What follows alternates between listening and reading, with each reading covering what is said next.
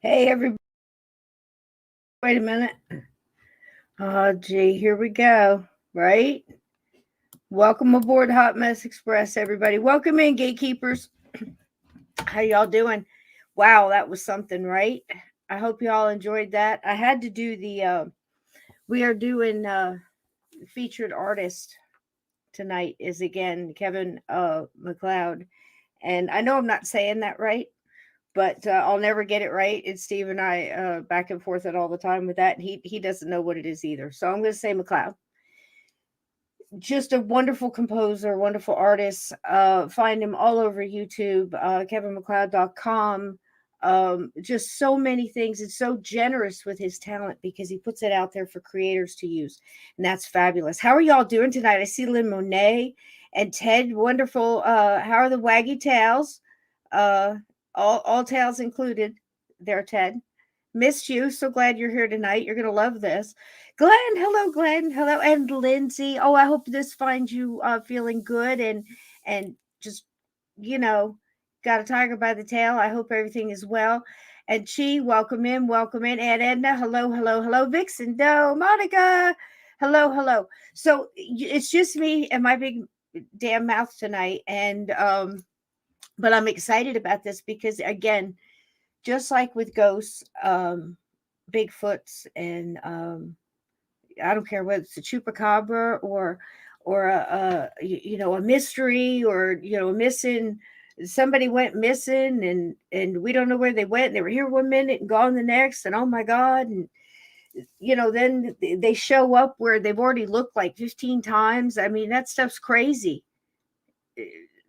Just there's so much crazy stuff. So anyway, this is one of those things: the Ouija, spirit board, witch board, talking board, um, whatever you want to call it. You know, yeah, come back in, Edna. You're gonna love this one. So, Steve and I have talked to this ad nauseum. We did a chapter of it in the book we did together, and the name of that chapter is "Friends Don't Let Friends Ouija." And again, over the decades, just use it, don't use it. I've used it, nothing ever happened.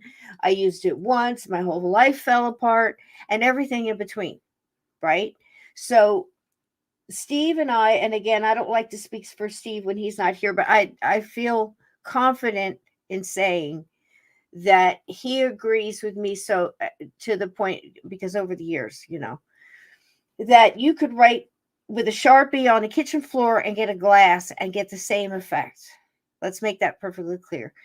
For my opinion, my humble opinion, this is just, you know, it could be a piece of paper, a back of a cardboard box, on the wall with lipstick. Hello, Mozzie Pods.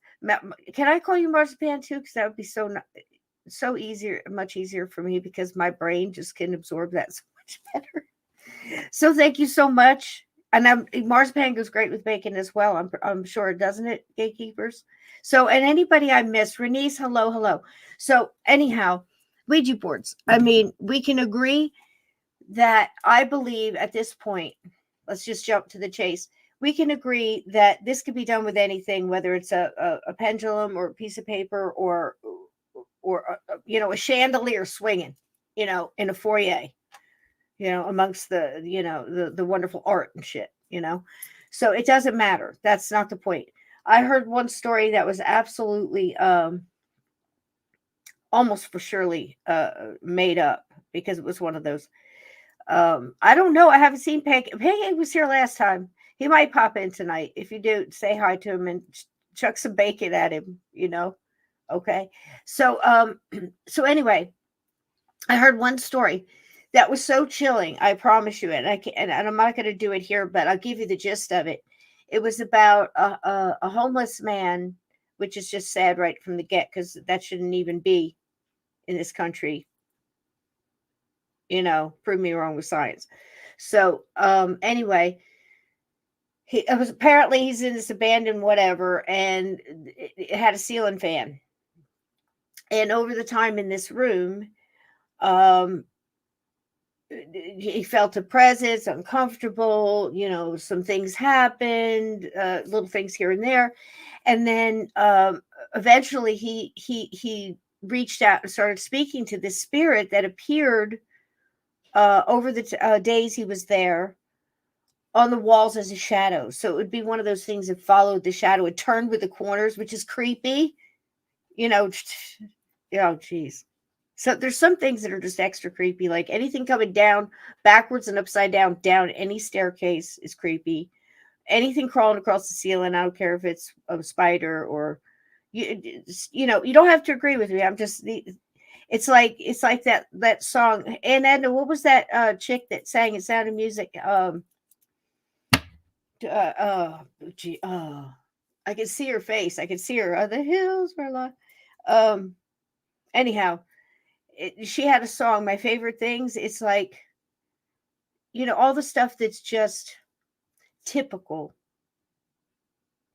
with this whole scenario, right? It's the people that don't know what they're doing, and I think that they might get drawn to these things, if that makes sense. Like, I don't want to say low, people that are already in a low vibrational, quite possibly, maybe you're getting pushed to get involved with these things, and then lower vibrational things are manipulating and taking. Julie Andrews, thank you. It's I can imagine her singing all just the opposite of anything that would be delightful to most people. But anyway, I digress. I want to go back and just say that, hey, Mike, it's good to see you. Conflict Radio, everybody. Why aren't you back on? You need to get back on and get that. He's got a wonderful analytical thinking mind, and just a huge diversity of subjects, and you really need to be out there. Get your voice out there. Just move people from YouTube to Rumble, if that's where you need to go to have free speech. And isn't that a damn shame? Love you, YouTube, but damn, come on now, think about it. So anyhow, I want to get back to this before I forget. Now, I had a couple things before I wanted to actually dig our teeth into the Ouija or the spirit board. And I think it's funny because when you say spirit board, it almost harkens you back to the time when it got popular in, the time when spiritualism kind of got its rise, I guess, in 1890s, and we've talked about that on the channel before, but it kind of leans back then. When you say Ouija, you kind of think about a more modern look at it. It's, the Ouija is to spirit board as Kleenex is to tissue. You know what I mean? So it does even, make you think of a different time. I don't know. Maybe I'm just crazy, but, I wouldn't dispute that either. But it just kind of feels that way for me. So, and they say there's really not too many people that agree on its origin. How can we really pinpoint something like that? Ancient Chinese were doing things called an automatic writing type of communication with the dead. Didn't hide it. It was part of the culture. So many different tribal, indigenous peoples of any multiple cultures across the map, across time, have done this. But they can kind of look back to that, and it was kind of a planchette type of thing, similar to what you'd get in a Ouija board now if you went down to, Target or ordered one off the internet, who knows where. So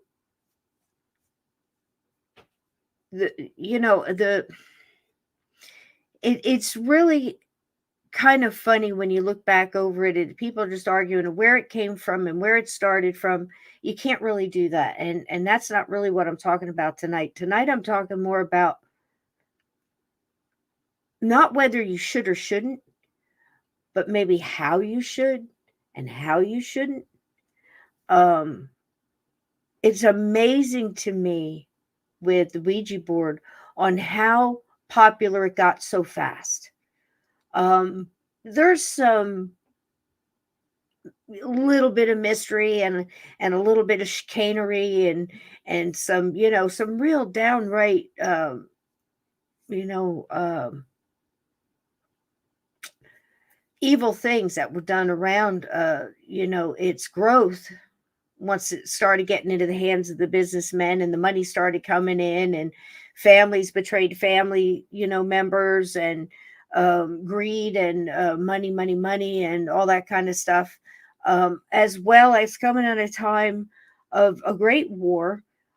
So many were lost and so many people lost people that they loved, and to hear that they could communicate, um, and added that added mystery and that what if.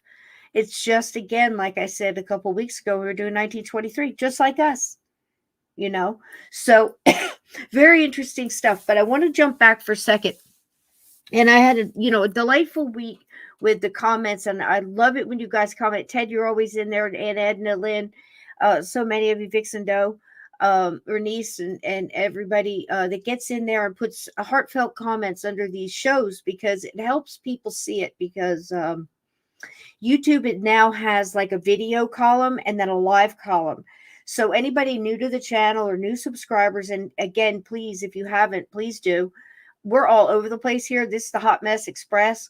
One minute we could be talking about, 100 years ago, Lon Chaney, and how marvelous of an actor he was, and what he went through to entertain people, and the heartbreak that he made 144 movies and only like 4 exist.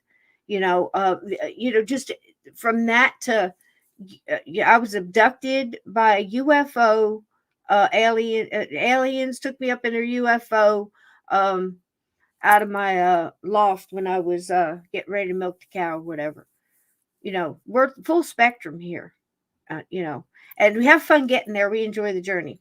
So anyhow, it was so much fun because last Monday we did haunted hospitals. Lynn Monet did a wonderful job. Thanks again, Lynn. Always wonderful to have her on. She'll be back on here real soon, I believe. Maybe next Sunday, I believe. We have a guest, but we'll talk about that. And then Steve was here as his wonderful self, and we were talking, and he brought up he felt it was on his heart to bring up Cabin 22. And again, if you don't know what that is something I wrote for, started out writing a little ghost story for him for his birthday on Halloween, which is Halloween, and wound up becoming a 14-hour audio book, kind of an audio theater that I wrote. And I did all the voices and I did all the characters, and I believe I had spirit assistance. I really do. That's not no BS. But anyway, it was fun to do and I love it. And it's something that I did that I'm proud of. So thank you, Anna. And so because he said that, a lot of people this week listened to him and went and got to the playlist that I have here on this channel. So if you're interested, again, it's on a playlist. It's in, there's one that has a video accompaniment. Everything is in line, in order. Just hit play and go. You don't have to watch the video to get the story, but if you want to watch something, there's accompaniment, but it's not enough to, it still leaves your mind to the imagination, if you know what I mean, because I think that would ruin it if I had done, people and stuff. It's not like that. It's different. It's a more of a artistic accompaniment that goes along with it. So, but it pays to watch. You will miss something. You will get some added bonuses if you watch it as well as listen. So anyway, new people listening, and wonderful, wonderful comments on there that absolutely touched my heart. And I appreciate that so much. And I wanted to give a great shout out to Krista and Carrie out there on YouTube. If you hear this, and it was just wonderful. I actually got to one of them, I won't say who, kind of reached out along the way and said, I'm on chapter 3 or I'm on chapter 4 and I'm loving this. And, oh gosh, I hope, Rage doesn't get it. And, I'm in the cave. Oh my gosh. And, all this different stuff. So it was kind of cool. And, people saying, oh my gosh, the shower. It scared the heck out of me. And I'm like, yeah, oh my gosh. Different. It was just like getting to relive it again. And it's kind of cool. So I am trying to move forward on expanding on that and getting that again, like Steve says, together. It's a little bit more than it sounds like. I'm still trying to get a dragon that works, that I can work with. So, it's an ongoing process, but nonetheless, it's out there, and it's in completion, and it's for everybody to enjoy. It's great for Halloween or any time, or car drive, or rainy whatever day. And just as it's 14 hours, but it's a hoot. It's a journey for sure. So again, thanks again to Steve, and getting to hear that through again through new eyes. Just experiencing it for the first time was kind of cool, and I appreciate it very much. Thanks for listening. I wanted to reach out and say this is kind of crazy, and then I've got a great story for you, and a little ghost video from our ghostly encounters. They're just wonderful stories and very well done. So but this was kind of a gas. So for all my gatekeepers and everybody that's been here a while and been with the show and understands how I feel about Bigfoot and, spiritual creatures and in and out of, both half here and half there, and portals, and, just the whole shebang. And, who am I to say? Oh, thanks so much, Gray. I appreciate that, Lindsay. So, you know how I feel about all that. And it's just basically the native way of looking at it. And it's all about, kind of boundaries. And it's in cabin 22. That's like a base for that, because you kind of slowly realize in this story that there are people existing, two types of tribes existing here in this nature. And they're trying to keep it as natural and balanced as possible, but they have these natural boundaries. And it's not just the Bigfoot colonies and the people in the cabins that have been there for decades, that are coexisting, but it's the town, it's the inner, kind of the outskirts of the town people that are down there too, as well as that whole patch of land that's just sour, that the natives keep saying nothing barely grows there. No animals want to live on it. I mean, if animals don't want to live on it, and nothing really wants to grow there, why would you want to be? Thank you, Lynn. I loved Rage too. Rage is a super dog, man. But of course, he is absolutely based on my dog Oso. Looked just like him too. So that was in homage to a 17-year-old friend, one of the best friends I ever had. He was a very smart dog, and he was trained very much like Rage. He was super dog, super dog. He would have made a great search and rescue dog, but he was my bodyguard. So, but he was a super dog, and he actually was trained to the point where I could give him military signals and hand signals and stuff and point at something, and he'd very quietly go get it and bring it to me, and different things like that. He was very cool dog, very much like Rage, but that's where Rage comes from. Of course, I added to it, but based on a true story. So, anyhow, so I wanted to say thank you about that, but again, about the Bigfoot. You know how I feel about that, and and I believe in that balance, and I believe that we've been coexisting with things forever. It's no different than getting along with a group of cardinals that are living in your wood line there, or group of squirrels or raccoons or anything else, bear. So anyhow, oh really, in Atlantic City? That's still a piece down the road from me, but that's not far. It's not too far. You're going to love it. It's just an absolute, it's just, woo. It's well, at least, let me say this. At least it's not Camden. So if that helps you out there. But, Watch your six, my brother. Yeah, that's all I got to say. Don't leave the boardwalk. So, anyhow, um, yeah, so with Bigfoot and everything, that's just an understanding I have, and I just really don't. It's one of those things that I'm just like, I'm not gonna like succumb to somebody, really trying to talk me into like they don't exist, or why don't we find bodies, or like, there's reasons for all of this. I don't have to know all the reasons. I just know that, come on, we're way past that, aren't we? So, anyhow, I'm watching this show and I was interested in it. It's a darn good little show. They do a good job. And it's one of those paranormal based, mystery, what I'm talking about, shows where, the person sits in a chair or on a stool with, and they've got the camera halfway up their nose. They come in and they get those like close ups on their eye, and back away.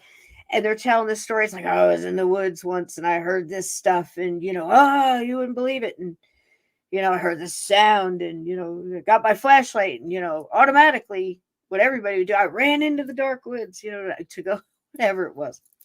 So anyway, it's called Terror in the Woods. And I don't know if y'all get it where you are, but, it's on multiple things, Discovery, whatever. So I'm watching it, and this is the show that Steve and I always talk to. We don't always talk about it, but we have mentioned it on the show before together because we were both going to be on that show to talk about separate experiences that we had that they were interested in because we both have had terror in the woods, I guess. So anyway, and yeah, I guess we have. So anyhow, I don't know if you call it terror, but yeah, well, terror.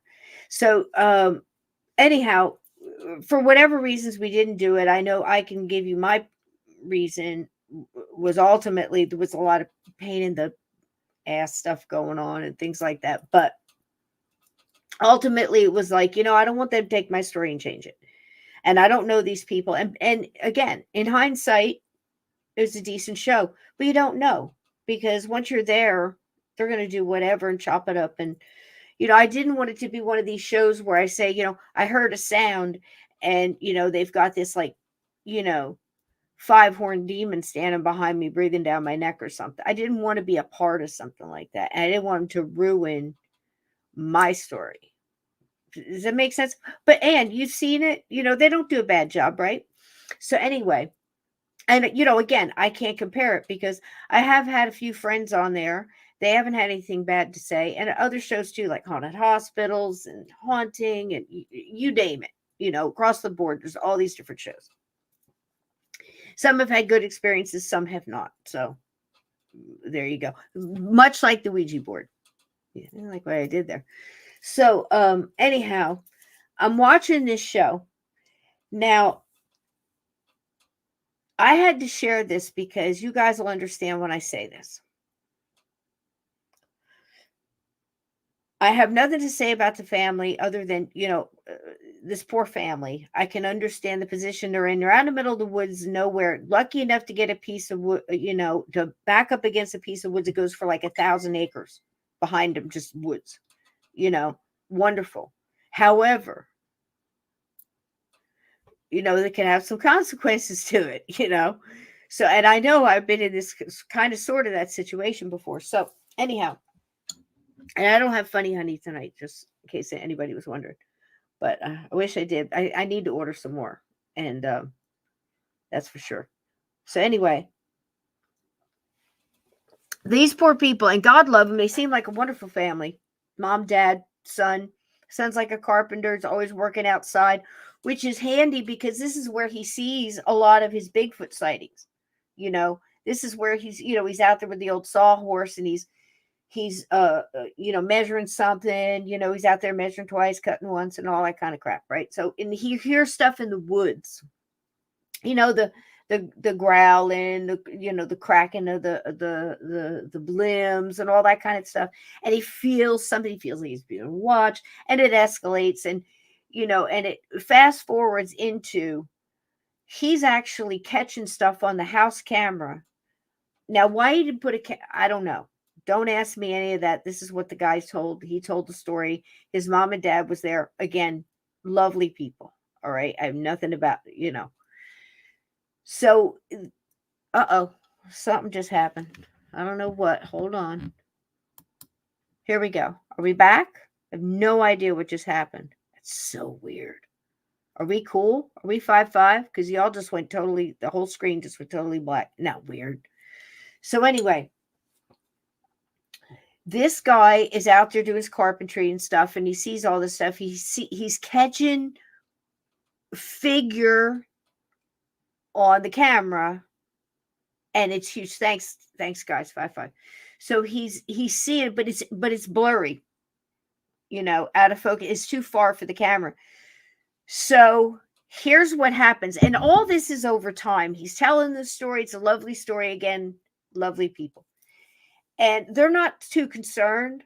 They just seem to be a little concerned about, and the whole side, as you would know it, in this lovely house, the whole back wall of this house is glass, right? And then there's a porch, nice house. And there's a porch, and then there you get some grass, and it's not far to get to hit to the wood line. And this is where the sightings all occur. Okay. Hey, Steve, welcome in. Welcome in. And so, Steve, listen to this story. This is crazy. So they keep seeing it, and this young man decides he's going to make it his quest to get this thing on a clear video and get proof. He even calls the local Bigfoot people. I forget what they called them, Buffon or something. I can't remember. And 2 yodels come down, and God bless them.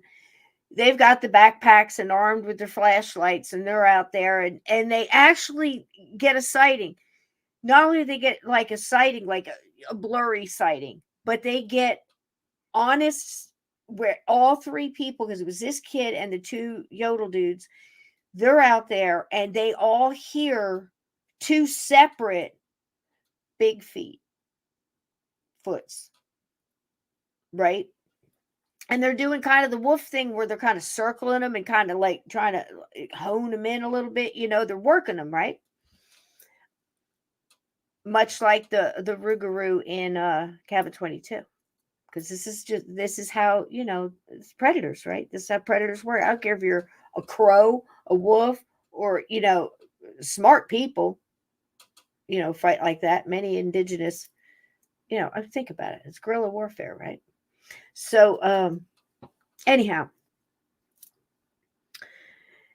So, I guess nothing came over good with the Buffon guys. They leave. Hey, Jack, welcome in. They leave, but they do both sign witness statements that they both heard 2 separate Bigfoot. They were being, obviously chased and run out of the woods by something large that they caught glimpses of, hairy and dark. The same MO, the usual suspects. So, and so the kid was like, okay, that's it. I'm going to get this thing. So what does he do? Here it comes. That's it. He says he's going to get a vid of this, this Bigfoot. He's going to bring him closer to the house. Oh, wait a minute. Wait.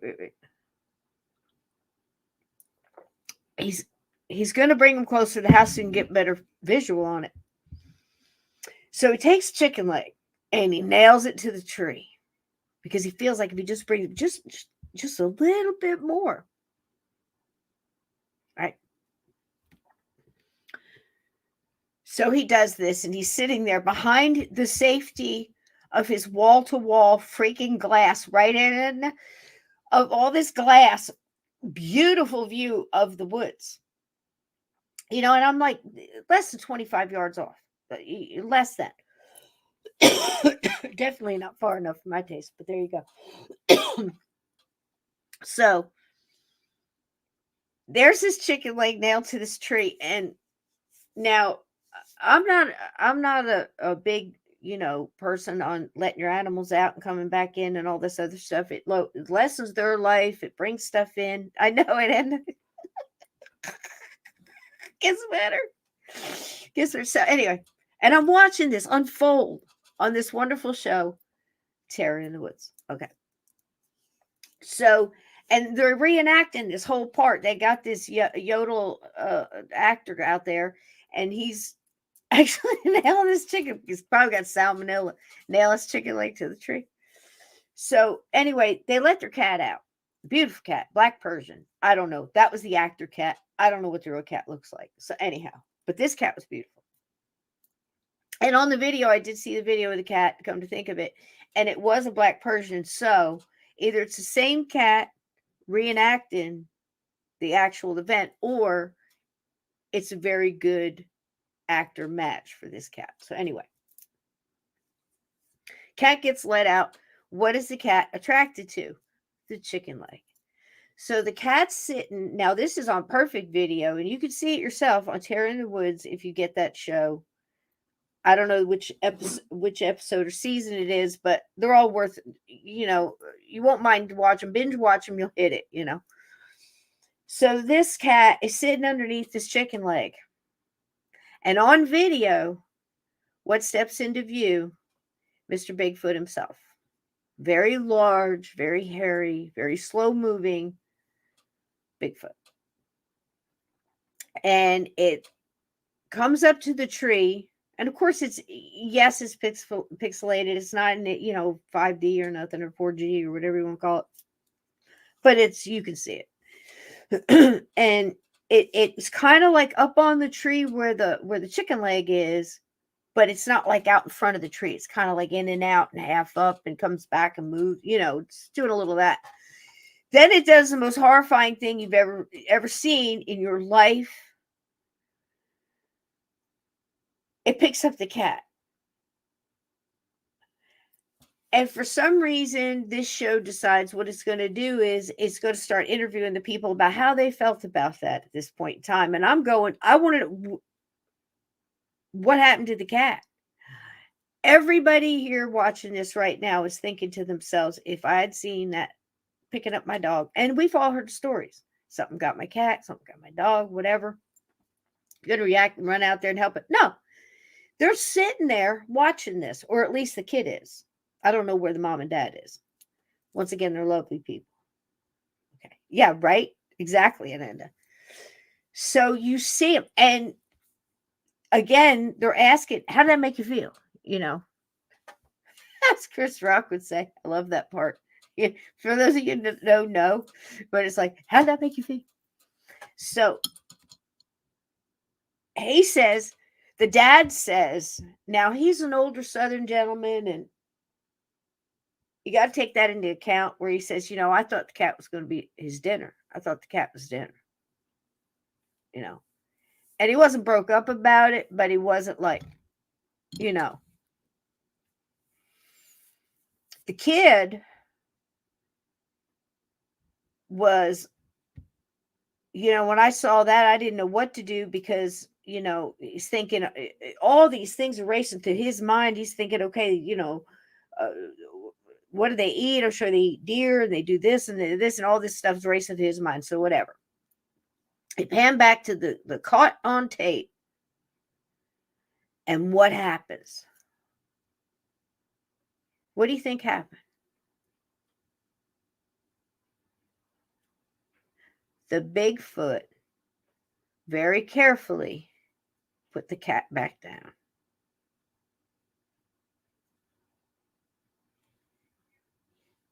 Went back into the woods without the chicken leg. And the whole rest of the show, as they're talking about, if they get any closer, I'm going to have to leave, and all this other stuff. And, I'm scared to live here, but, it's my home too. And I guess, and they're sitting on the porch and they're having a beer, and God bless them. God bless them.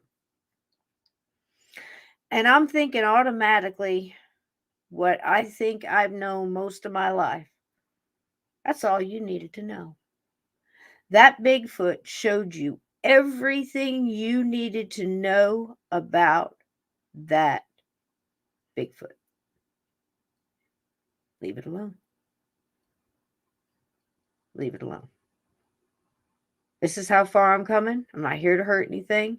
You stay where you are. I'll stay where I am. We got this.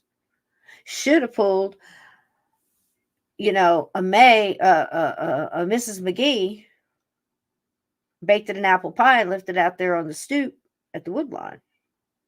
Said, thank you for not eating my cat. Let me make you a sandwich. But I had to share that with you because that absolutely blew my mind. And I'm thinking all my Native American elders and all the people that I've sat and discussed this with and all the people that are of the mind that we're just trying to coexist. We're just trying to balance. You know what I mean? And that's, again, what Cabin 22 is about. It's about balance. It's about boundaries. It's about respect. It's about light. It's about dark. It's about spiritual warfare. It's about the oldest war ever fought. Good versus evil. And the balance of it in between. Right? It's crazy. So that Bigfoot showed them everything they needed to know. They should, at that point in time, would have sat the family down and said, listen, here we go. We stay, we can go. But if we stay, that's theirs. This is ours. They've probably been here longer than we've been here. Fence isn't going to stop it. Mister, half your house is glass. I mean, this kid's running and going in there and turning around and shutting and locking a glass door. I'm going to tell you what, that Bigfoot, no offense again to the family, they're lovely people. But that Bigfoot showed more. Again, based on a true story. So there you go. And it really does have a lot to do with what we're going to talk about tonight, because I believe anyway, but that's the way my mind works. But Cabin 22. Oh, Jack, hey mods, can you go into my YouTube on this channel? There's a playlist and it has it says Cabin 22 playlist, Theater of the Mind or something like that, and it's the video one. Would you drop that link here if you don't mind? I'm going to play a little video. We're going to get into this Ouija board stuff, but that way. And Jack, if you hadn't, and it's totally free. It's 14, 15 hours, guys. It's something like that. Audiobook that I wrote and narrated and did the voices and the sounds, and the sounds that you hear are the thing that, you're listening. I mean, it's deep, man. It's deep. It's deep. I think you'll like it. It's got some good stuff in it. It gets gory, but it doesn't get, I don't think it goes over the line. Thank you so much, Ted. Thank you. I appreciate it. I love my mods, my blue wrenches. We haven't had any bake any cupcakes here lately, have we? I just love you guys so much. So anyway, I had to share that Bigfoot story with you because, listen, to me, it just full circle everything that I've learned since I was a little girl. And that's not much. I'm not saying that I'm this big vat of data. I've got all this data on, all this stuff. I don't. I have just enough to try to understand that it's all connected. And of course, just like everybody else, I've focused on the things that interested me, right? Yep, Ted got it. Thank you. That's wonderful. Thank you, guys. I love you guys so much. So no, I'm no expert, but I don't need to be. I know it exists just like it knows I exist, but I know as much about it as it knows about me. What I'm saying is I was raised to understand that there's so many spiritual things. There's so many things that we try to make physical that just aren't physical. And there's things that we try to wrap our consciousness around, and it's just not capable. We don't have all the information, or we have the information, but we've been blocked, or we have forgotten it, or we aren't meant to remember it right now, or for whatever reason, you see? And that's just something that I've always understood about Bigfoot. And there's a perfect story. And I'm watching this thing, and the whole time I'm thinking, people in glass houses, right? Shouldn't throw stones. Here, this Bigfoot is showing more compassion more understanding, more respect for their space, their boundary, their cat, their freaking chicken leg. Yeah, but isn't that just the way? Isn't it just the way? Incredible story. Incredible. So there you go. So Ouija, again, Steve and I've talked about this multiple times. If you're out there, my friend, I know you agree that, like I said earlier, you could do this with anything. But is there something about the intent? Is there something about how it's put together or when it was put together? And maybe not now, maybe not then, and they do now. We've all heard the stories, have we not, about how spells are put on certain records and things like that at record companies. Covens meet to do such things. That's not a conspiracy, folks. I know we'd like to think it is, but I assure you it isn't. It isn't. So, like the crazy haunted bunk bed stories that we've all heard, where we heard in the factory they were actually putting spells on these things so that children would become more vulnerable, and actually found symbols underneath the beds that were made. Some of them were found, but not all of them.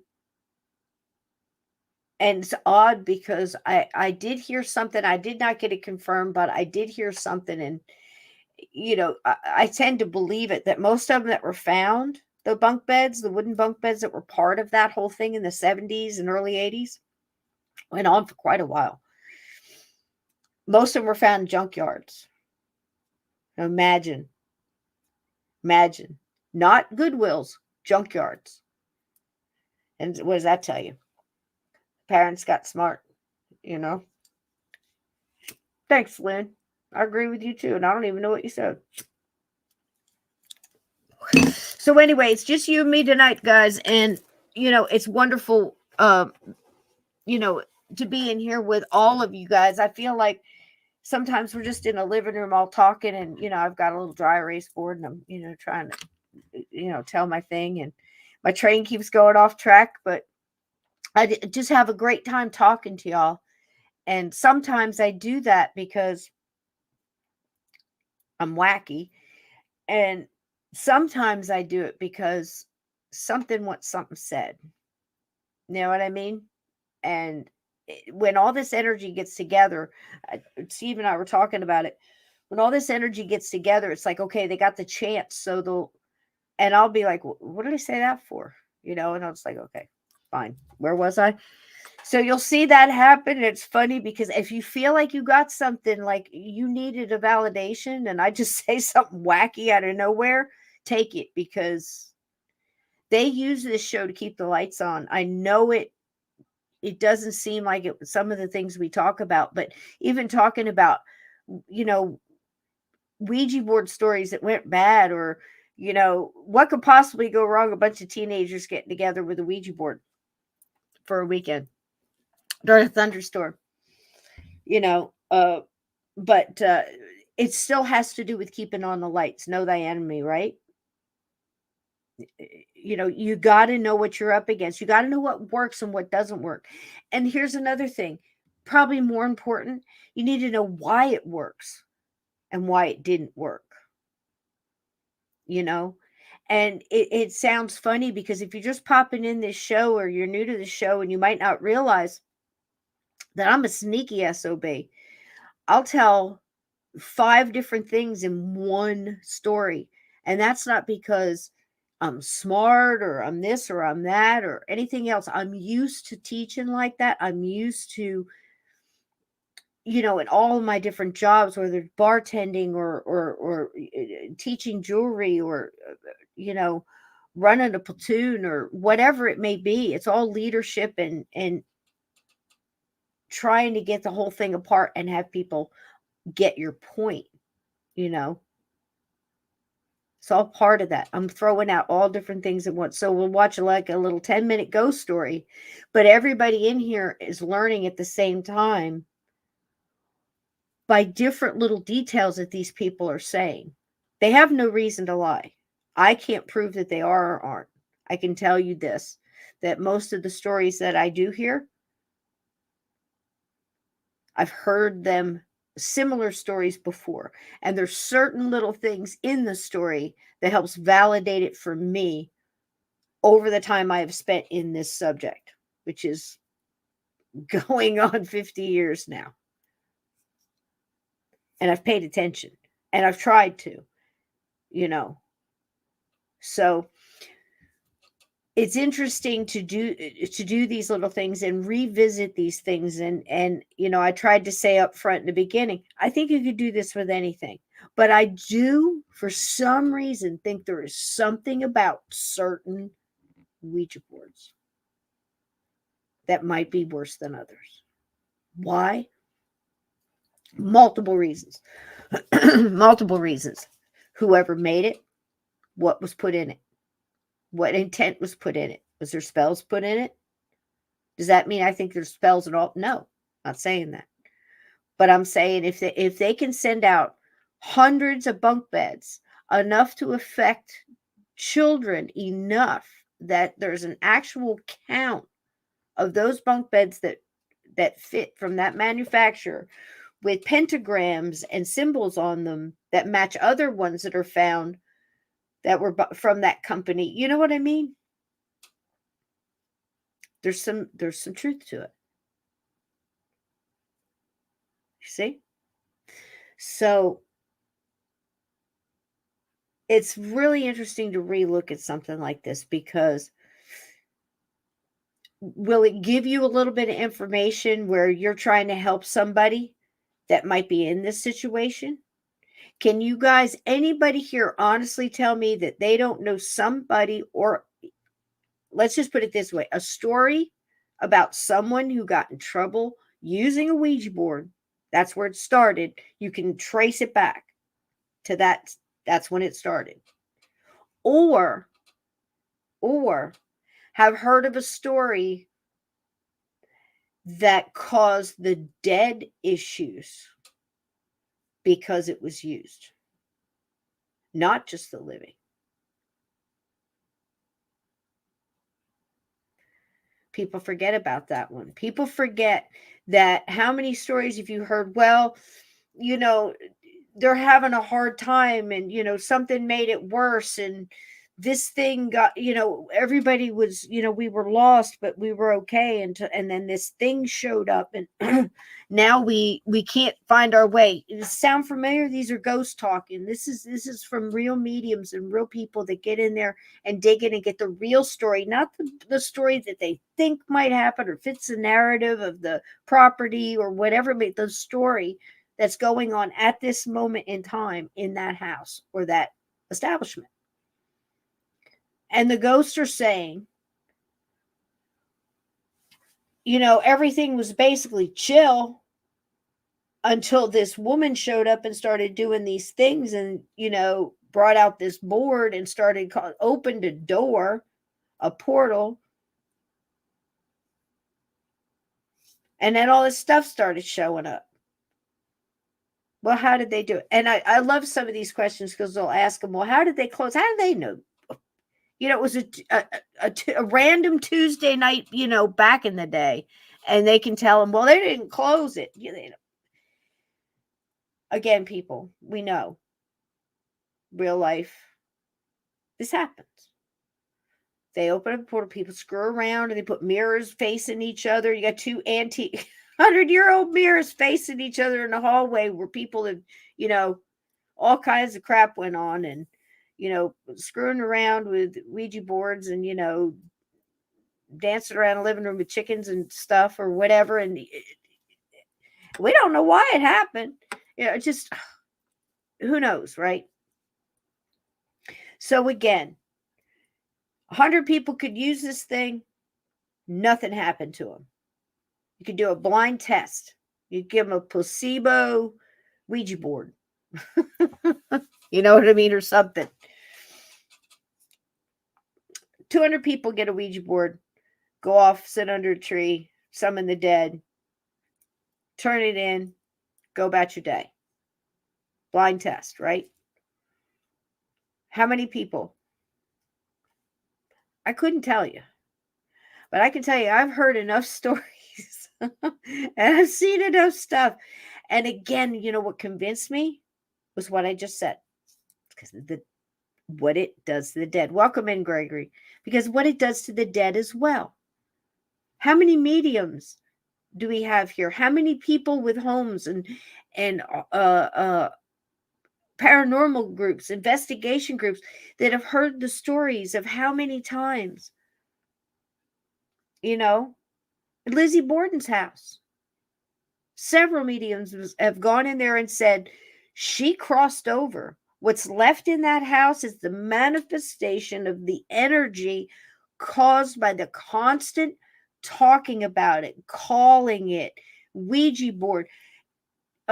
What's her face? God bless her.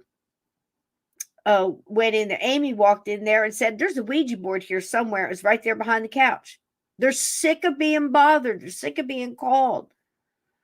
They're actually creating poltergeist, or you can call them energy masses, dark, nasty energy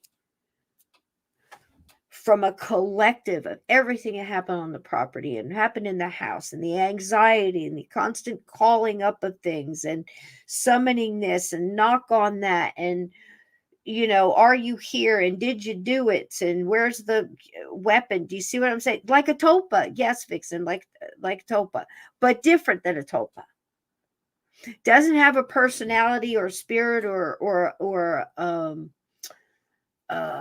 it doesn't have the features. It doesn't have it's more of a mass of just energy, and it's just trying, right, Lynn? It's almost becoming its own thing and never was. It's becoming its own thing and never was. A creation, it's crazy, but it's true. A creation of pent up anxiety and anger and death and pain and fear and the energy of the people coming in there, some good, some bad, there it is, so you can't tell me that people's energy around a board doesn't make a difference. And yes, it makes a difference how you do it. Hello, Sarah, welcome in. Makes a difference how you do it. Now, Ted has said several times in this, lovely Ted and his waggy tail, has said multiple times in this chat that he doesn't like the white noise stuff or the sound things, opening up of a frequency and just allowing the frequency to stay open and let anything in who decides to answer. It makes me uncomfortable too. I have to agree. It makes me uncomfortable too. Doesn't mean I don't believe it, or it doesn't mean that I don't like it, or it doesn't. It's one of those things that always makes me nervous. It gives me anxiety. And I don't know why. I can't explain that. The same as if it was a television set and it was on white noise and I was walking by, I would feel that frequency. I don't like the frequency. I think that's why the movie White Noise affected me as it did. I absolutely believe it. And it's also the white noise worked on an obsession and an intent. Not that the guy's intent was bad. Don't get me wrong.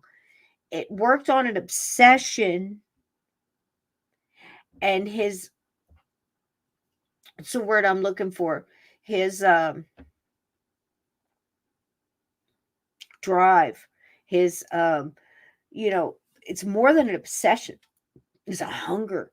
You know what I mean? It's like it's almost like an addiction, and it sucks you in and it feeds on that in the morning, and you get a face, and that's it. You're in again. For how long? You're about to quit, and all of a sudden, Martin, that's it. You're in for what? Another 2 hours? I mean, you get my point. And I mean, that'll suck you in. And next thing you know, you're coding this and you're writing down that and you're EVP and this over here and that. And the whole time the bad stuff is feeding on that and just pulling you in. Yeah. Worse than a rabbit hole, even. It's more like it's almost the same as Chicky Poo, what's her face? That got sucked into the TV. Carol Ann. Ooh. Something about that name just irks me. But when she got pulled into the TV and they heard her, but they couldn't see her, and she's in the that kind of thing. It's more like that. And it's weird because you hear stories, these things happen. I just listened to a story the other day from a perfectly respectable uh, experiencer and witness whose girl was pulled into a wall. Nobody believes her. It's crazy. We hear about that with alien abduction and stuff like that. And of course, I have no idea what or could it be. But I certainly don't think a mother and a child would put themselves through that if it didn't really happen. Or I don't think that they could have pulled it off as far as acting through it. Maybe they could. I've seen Godzilla eat New York, I guess, and everything's possible. But you get what you feel what are you tracking me? What I'm putting down here? It's definitely has to do with the intent. It has to do with what's around, has to do with what you're going through, has to do with the person you're doing this is going through, what happened on the property, what happened in the house, has to do with what debt is around you, as far as what's a part of the house, has to do with what might be attached to every person in the room, their own personal,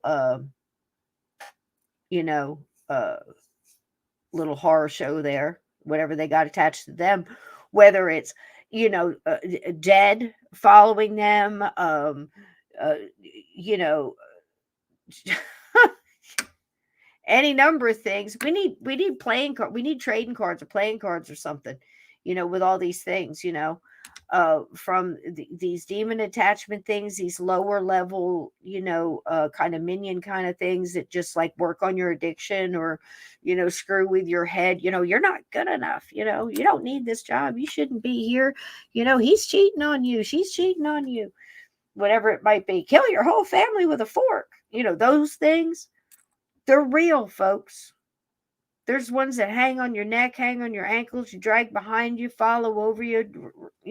How many people know somebody that you just know there's like a gray cloud, something walking? Yep, Heather O'Rourke. Thank you, Ann. With this person. They're an energy vampire. You know what I mean? These things are out there. Okay? So you got a room full of people. That's boy. You're a trusting soul. You know what I mean? These are people you probably wouldn't ride the bus with, but you're going to sit in a room and summon whatever without doing any kind of protection because, you're your youth and you're not sure what you believe in. And, you kind of sort of think that this might have a little, to it, but it doesn't fit here. And you're not really sure. And, you kind of think maybe, and then something happens and you're like, oh God. No atheists and foxholes, people. You know what I mean? But you're a bunch of young people or you're a bunch of, whatever, sitting in a living room and deciding to do this. And it's just a game, right? Is it? Let's watch this and see if it gives us a little idea. It's short. I hope you like it.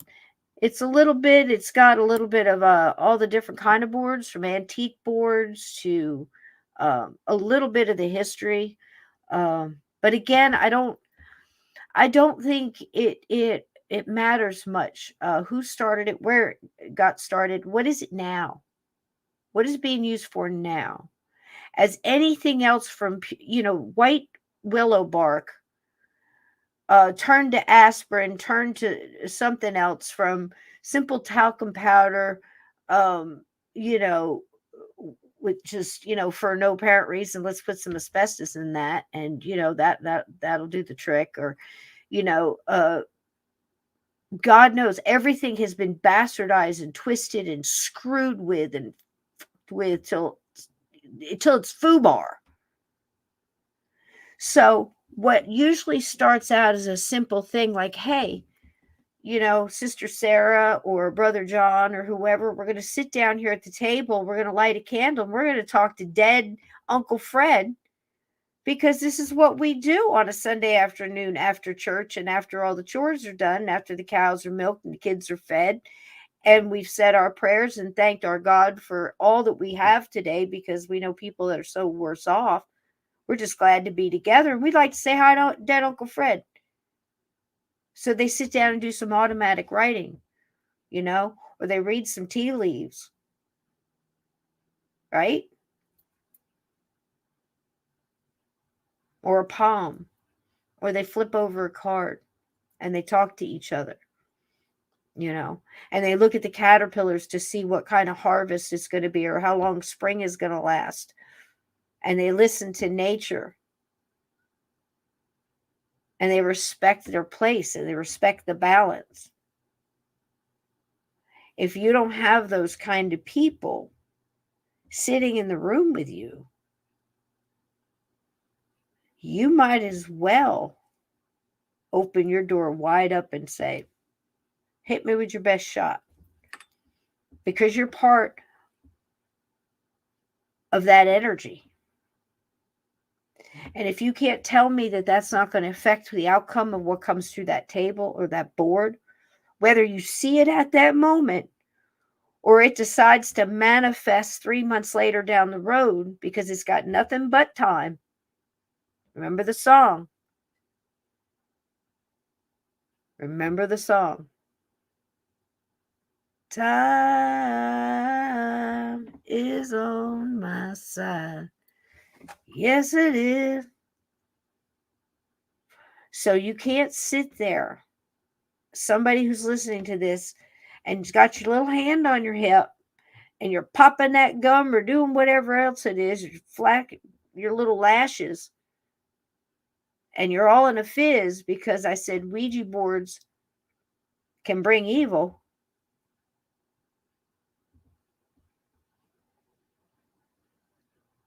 That right there, they got nothing but time. How do you know? How do you know that flu you got, or when you started feeling sick? Or maybe it wasn't you. Maybe it was your mom, because she's overworked and worried and is full of anxiety, or God knows what else.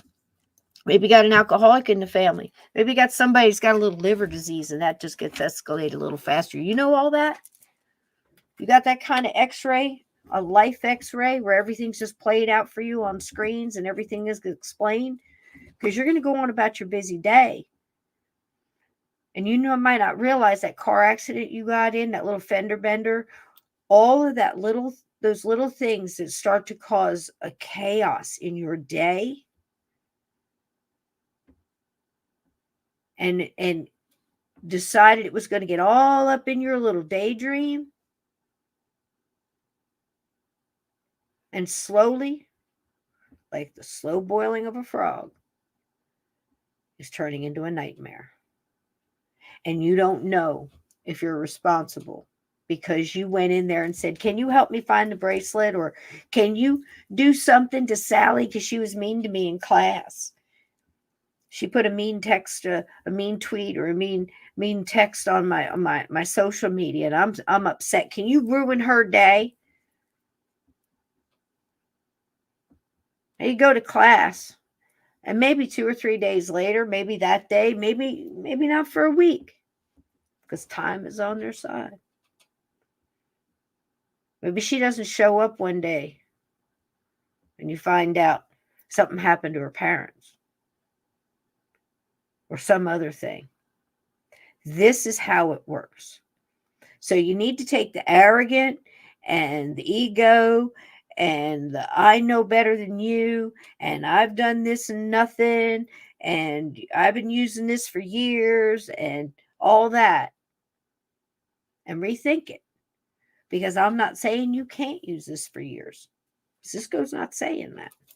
I'm saying it has to do with the person, has to do with the place, has to do with the surroundings, it has to do with who you're doing it with, has to do with why you're doing it, and who's responding. Because you might as well walk down the road, any road, downtown New York City's 1978, and answered the payphone ringing on the side of the road as the papers blew across the nasty street. You know, can you hear the wind blowing down the street and all the stuff moving? The phone's ringing, you pick it up. Who's on the other side? You don't know. Is it a friend? Is it a foe? Is it something that's going to pretend it's a friend until it starts to drain your energy a little at a time? Manipulate this, manipulate that. You think that you can do all these things and you can outsmart this and it's not you. And man, I got to be honest. 50 years. I got to say, I've got more reason to tell people don't touch it than I do to say, go ahead. Because to me, it taking all things considered, it's like saying, if you want to stick the fork in the light socket, it might be okay. It's probably a good idea to have, rubber-soled shoes and, maybe have some, first aid, some burn cream, some colloidal silver, something to back up because, but go ahead. You only do it once. Well, that's the problem with stuff like this. It draws you in so slow and you really don't know. Hindsight is usually the only way that you realize what did it, what caused it. Does that make sense? The problem with hindsight is you have to go through it. That's the scary part.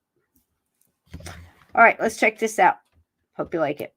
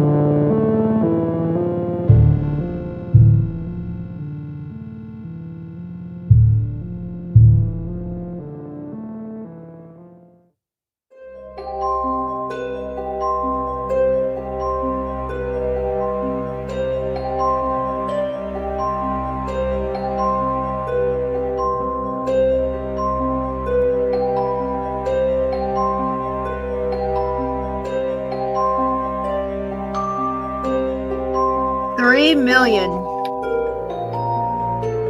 Where'd they all go?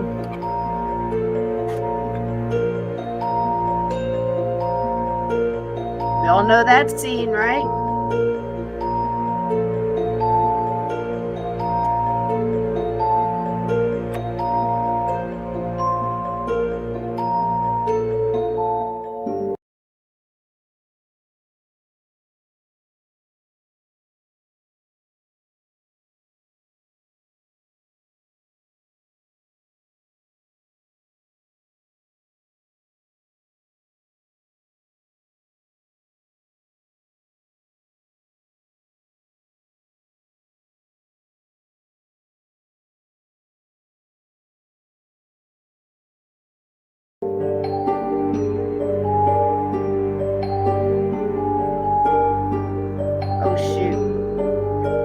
dadgummit.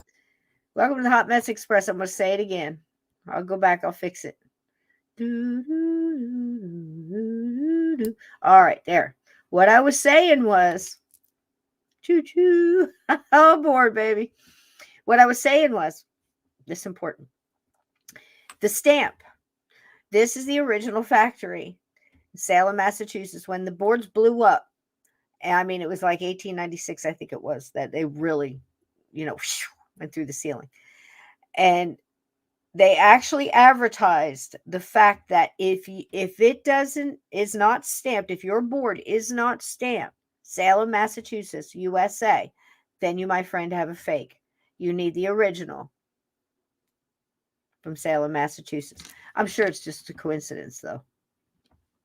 Just saying.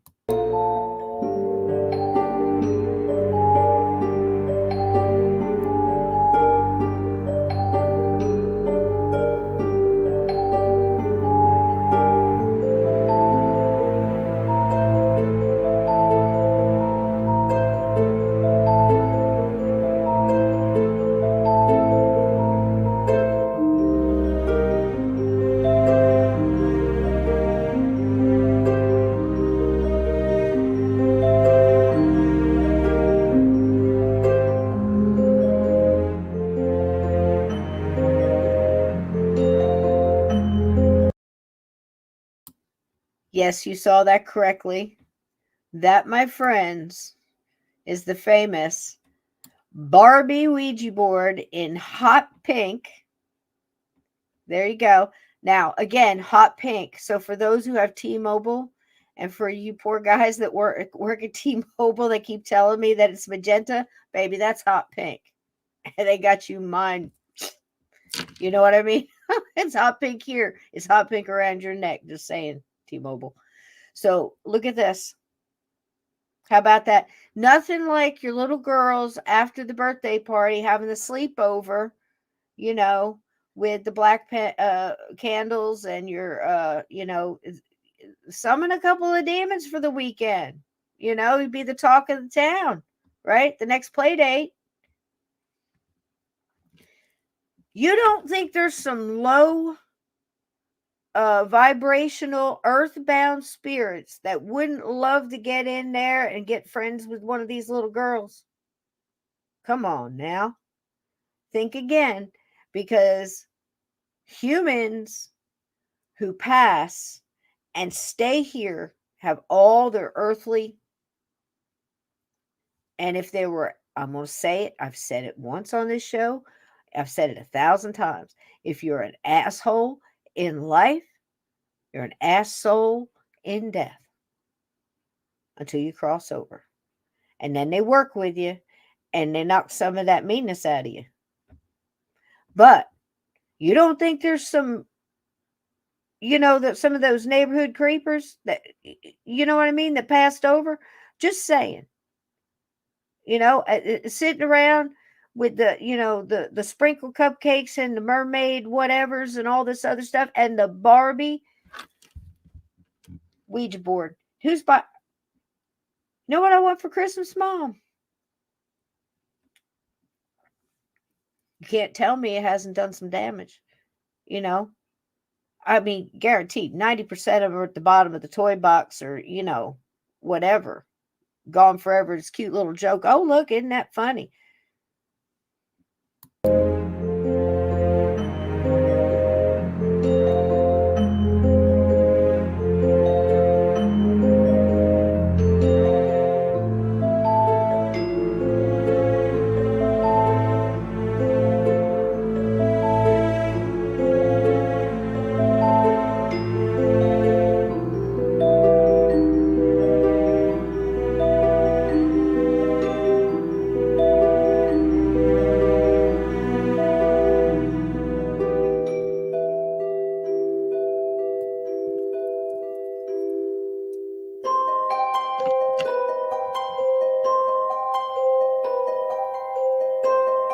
Then it isn't funny anymore.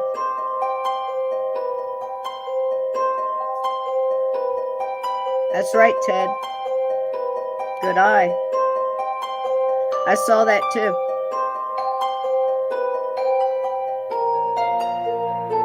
Now that's the original board, 1890. The famous one.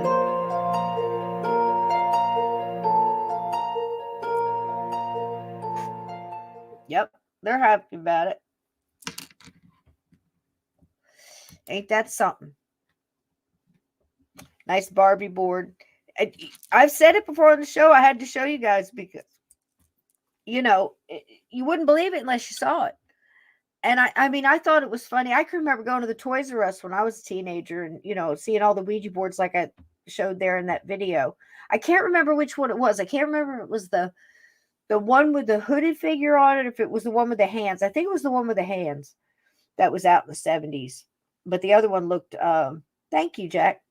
And a lot of those boards were like antique boards and like the more, nice ones with the granite and stuff like that. And again, guys, I don't mind these things, but I mean, I've got decorations of them all over the place. I mean, for Pete's sake, it's on my cup. Look. Do you know what I'm saying? It's a real cool looking, we all love it, They got the little mint tins and they got the tables, they got the carpets, and I saw that funny meme. Hey, pancakes. All right, get the bacon out. Get the bacon out. We got marzipan, we got pancakes, we got bacon, we got love, we got light. What else do we need? What else do we need? So anyhow, I like them.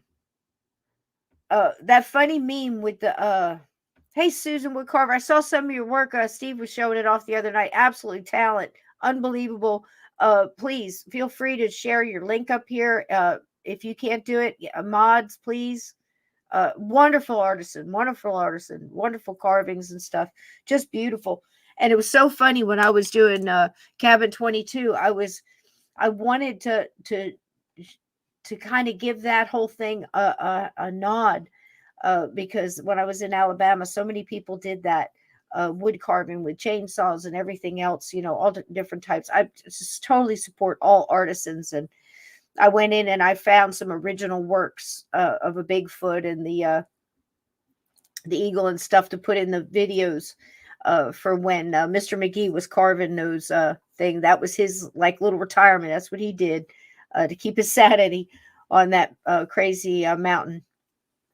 And welcome in, D-Rock, if I didn't say hi to you. And you too, AJK. I love you all so much. So anyhow, the Ouija board, the whole look of it is very, very much an art form. It's really cool. Not saying anything against it. Again, of course, all I'm saying is just like play around.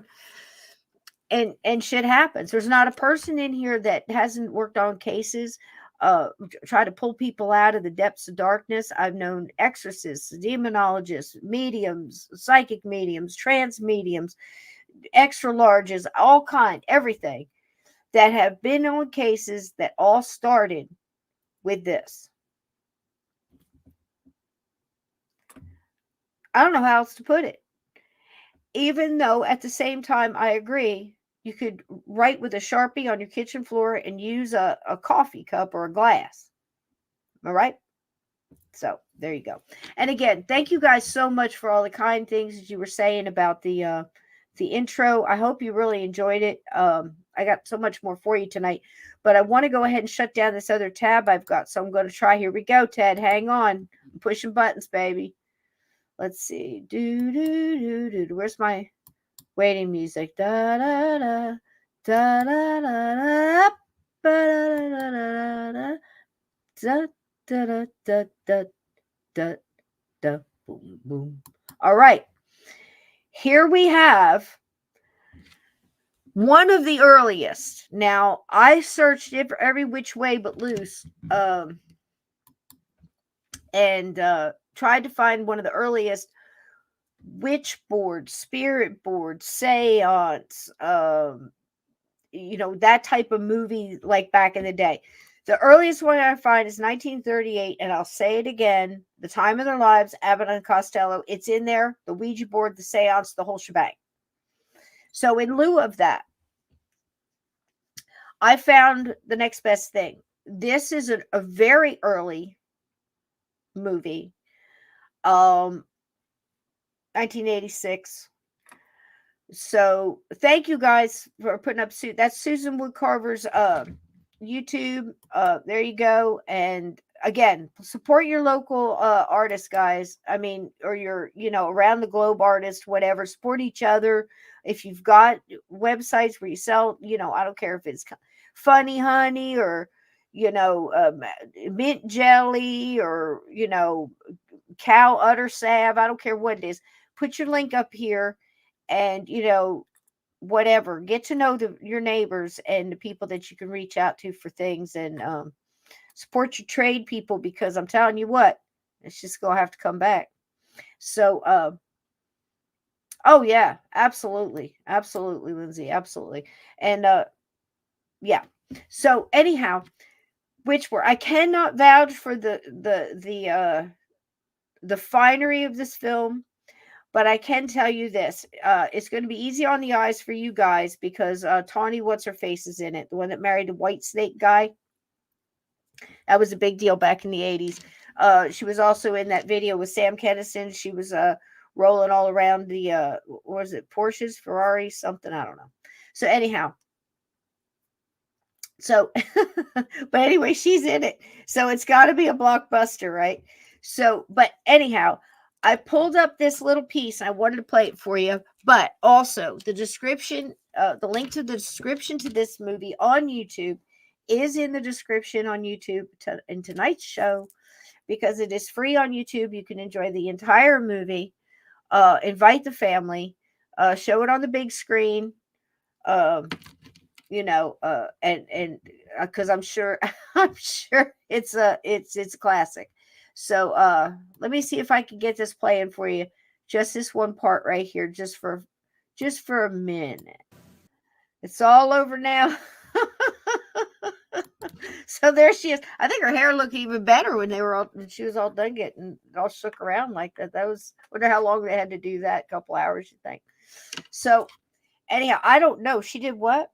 Beat one of her ex-husbands who was a baseball player with her shoe. Did she now? Was it a stiletto?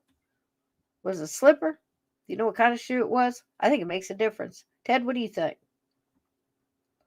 I think there's definitely a difference between a go-go boot, a stiletto heel, especially one of those nice ones. Who does those ones with the red flare underneath that so famous, Boondock Saints? God, I love those movies. Whew. Love me some Billy Connolly. Don't get me started. Whew. I'm just saying. And he's got some rough health stuff going on right now. God bless him. And he's got Parkinson's real bad, but boy, he's still trying to hold in there. He's got like one of the best attitudes, laughter's the best medicine, right? But yeah, Ghost's gonna snatch her bald headed. Yeah, probably. She's a mess. Yeah, she did have issues. She was married to a guy from Whitesnake. I remember it was like they were hot and heavy when they did that video with Sam Kinison. Remember, she was rolling all over the vehicles, and then they got married, and then they did some kind of deep dive VH1 behind the scenes, unplugged or two plugged or plugged in or some shit. And he said they were on a honeymoon. She ignored him the whole time. All she wanted to do is read her books, and he was so bored. He just went off and got drunk by himself half the time. And before you know it, they were divorced. But he said it was fun at first. But aren't they all? So, yeah. So how about that? So there's so many different. The thing about it is, I think they are alluring in their art, and a lot of people just collect them for that. And I think they could, just like anything else, they could be a very helpful tool. I've sat down with some great mediums that David Coverdale. Yes, thank you, D-Rock. Thank you very much. Now talk about some hair. Isn't he snatched bald now from all those extensions over the years? So's David Lee Roth.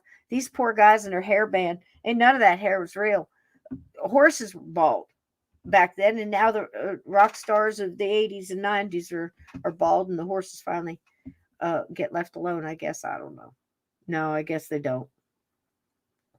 There's still people out there that think they can't achieve without a weave, right? All right. So anyway, so yeah, 1986, it kind of blew through the, really got popular. And that board there that you saw was the one. And it said, again, Salem, Massachusetts, that's where they were made. Do I think because that, is there some kind of sinister thing behind it? I don't know anything about um, the people who designed this, or if there was any kind of sinister thought, behind it. Again, like I said, these things happen gradually. I think, do I think the people who made the furniture in the factory, who made those bunk beds, do you guys know about this? I mean, it's a fact. This actually happened in the 70s and early 80s. There was a factory that made these bunk beds that went out to several different of these furniture stores that popped up out of nowhere back in those days. You'd go and it would be, I don't know, Ollie's furniture discount place, Big Bob's, bedding and bookery, whatever. And just all these different things. It's come now and you get all these bunk beds and this dresser for your kids. And, back then everybody's shoving their kids in these apartments. Of course, bunk beds, right? And it was a great deal. And it was like that, the beginning of that time where you could go and buy things on credit, or you could get credit, and of course, you get a new house or a little apartment, you get your living room furniture, a little dinette set, you get your beds, and then you go from there. And so many people got under that whole rent to own, or buy on time kind of stuff. And that was just really bursting back then. So these bunk beds went in every different direction. Well, there was a group of people who were a part of an actual coven that dealt with black magic, who thought that they were going to assist in their endeavor to change the world to their liking, and put all these curses on all these bunk beds, and the children who slept in them had horrible nightmares, houses burnt down, possessions, hauntings, bad luck, lost jobs, car accidents, you name it.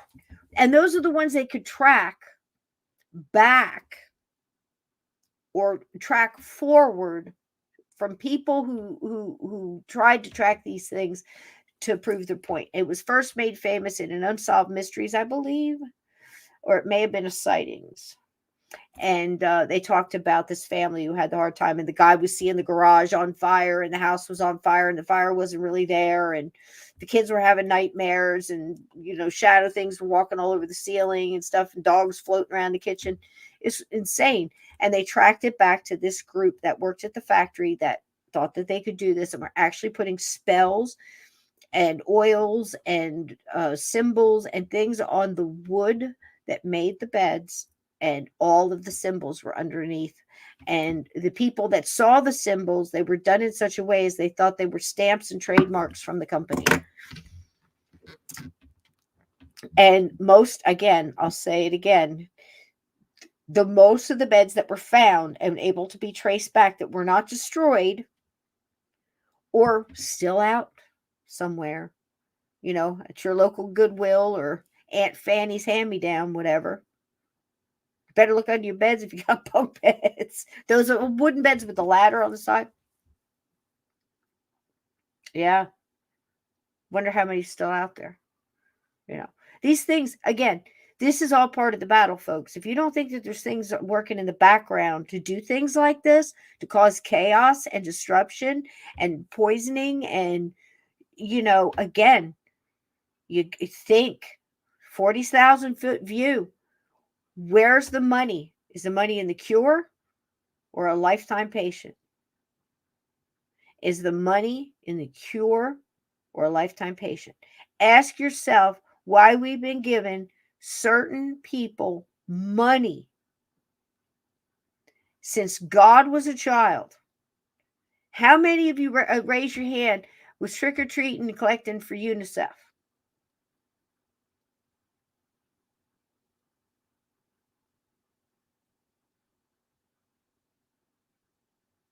MS,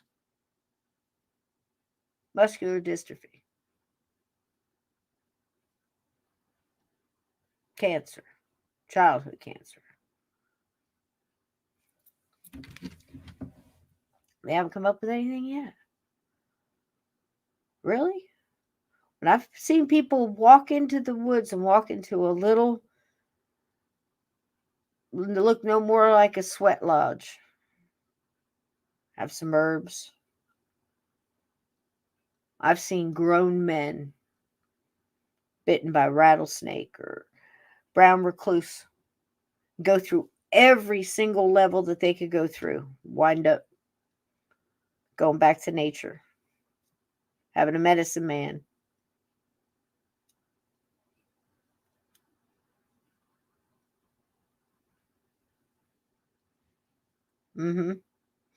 United Nations, I forget what the I is. Children's Emergency Fund. United Nations International Children's Emergency Relief Fund. Go back and look who started that. Well, you want to get real sick, Ouija boards won't do it. Operation Paperclip will. People who were killing people left and right and enjoying it and writing it down and calling it a study. We gave them new names, brought them over here and gave them houses and jobs and put them in charge of NASA, the government. What a world, ladies and gentlemen. Okay, we have this young lady here now again. I discovered, so that Witchboard movie there, good or bad, is there for you if you want to watch something fun, some popcorn. Watch, I don't know what happened to Tawny. Did she pass? I thought maybe I did hear that. If not, Steve's not here, so I'm not sure it has the same energy, but she might be in trouble since we talked about her so much. But so this wonderful show coming out of Canada, Ghostly Encounters, just fabulous. Love the way they do it. Of course, I found a couple of stories about times where the Ouija board did go wrong and how it went wrong. What are the similarities in these stories? So over this weekend, Steve and I are going to do this tomorrow night too. And I want him to tell, I've got a Ouija board story, of course, a couple. So does Steve, personal experience, if we can coax him in to tell us a story. And I've got 2 more, I believe, like this for tomorrow night as well, and some other fun stuff. But tonight I thought I would do these 2 because I really like the people. I believe them. This young gal is a little wacky, and she says some things I don't quite agree with when she gets into the, I wanted to be, I was going down this path and, I got help and we destroyed everything. And, and again, on some level, I agree that if you're in this state, if you find yourself in the in the hard place in a rock that this lady did, I would agree that that's the number one thing to do. Get rid of everything, nothing to remind you, nothing to zap you back and make you think about it, nothing to lure you in, or gee, there was a good recipe in that Egyptian Book of the Dead, I want to keep it. Let everything go. I've had people come back and take out, even to the point of getting rid of things with a picture of a snake on it, or a snake ring, or just all different things, gargoyles and stuff like that. In some cases, I would believe that that's probably more important to do than in other cases. And that would have to be done on a case-by-case basis, and would have to be done based on that individual. Because if that individual is going to keep remembering, keep worrying, keep thinking about it, you're going to call it back. You're going to worry, you're going to fear, and it's going to find a crack, go pow, pow, pow, come right back in. So God bless, yes. Oh, God bless you, sweetheart. Thank you so much, Griffin. Yes. God bless us all, everyone. We need it. We need it. We definitely need prayer and healing and protection and light. Turn all the lights on, damn it. Flip them all on. So, Sarah's so cute. Just love y'all. So this lady, again, like I said, we can comment through it, but I think you're going to enjoy it, and I think it has a lot of good information in it. So here we go. Ghostly Encounters. Enjoy.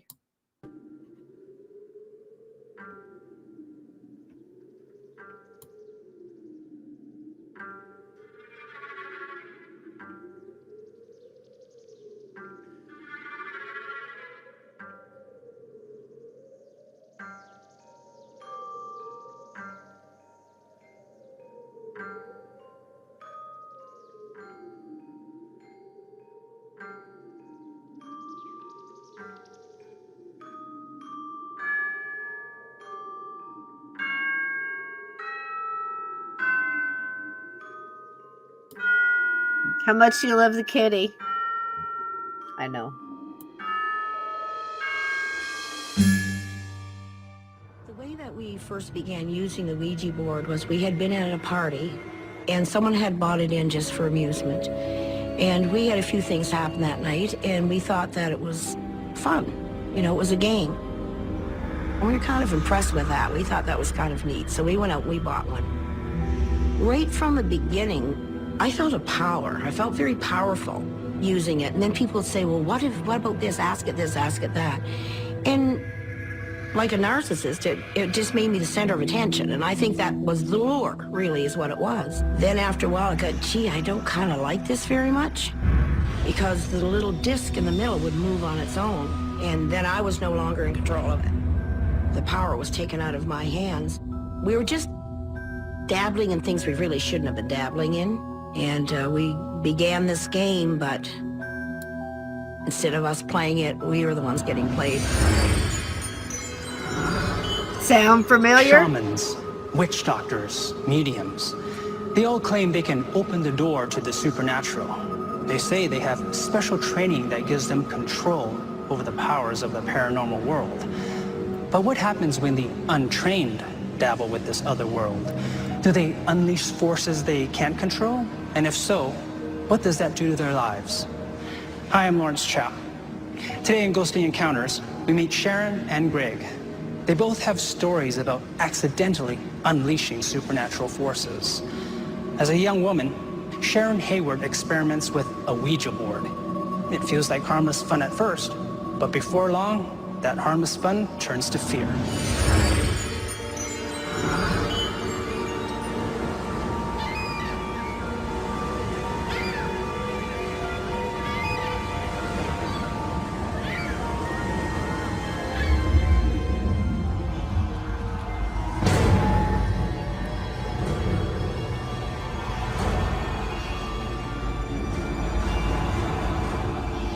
My husband and I were just building our first home here in St. John.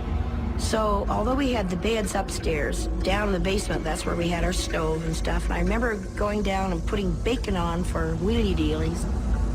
And we didn't have good lighting in there. Actually, it was really dark down there.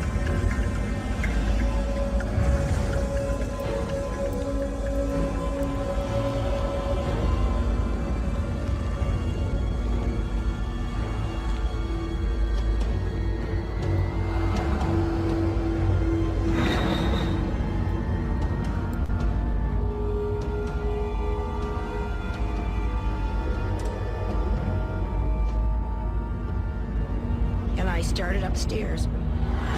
Something grabbed my ankle. It wasn't like something brushed my ankle, something grabbed my ankle. It was a hand, definitely. And I stood frozen for a second, then I freaked, and I think I dropped the bacon and everything and headed upstairs. And from that time on, there were just a lot of strange things that would happen. And I believe it's all directly related. A moment of silence for the bacon she dropped. Okay, carry on. To what we were doing with the Ouija board. There is a figure that, shall I say, haunts the place still. I've seen it maybe a couple of times. The first time I saw this manifestation of this man in black, I came out the door of my little girl's room. And he was there at the bottom of the stairs. He's a full-bodied apparition.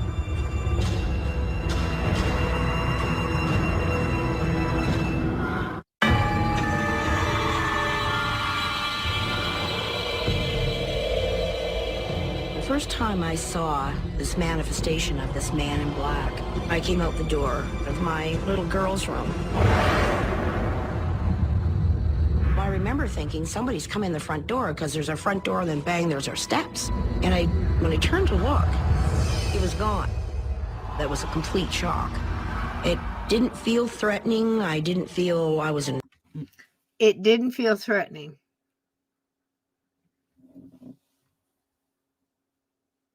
Somebody's come in the door. trouble or I was threatened in any way. It's just like he's there and he's watching what I don't know.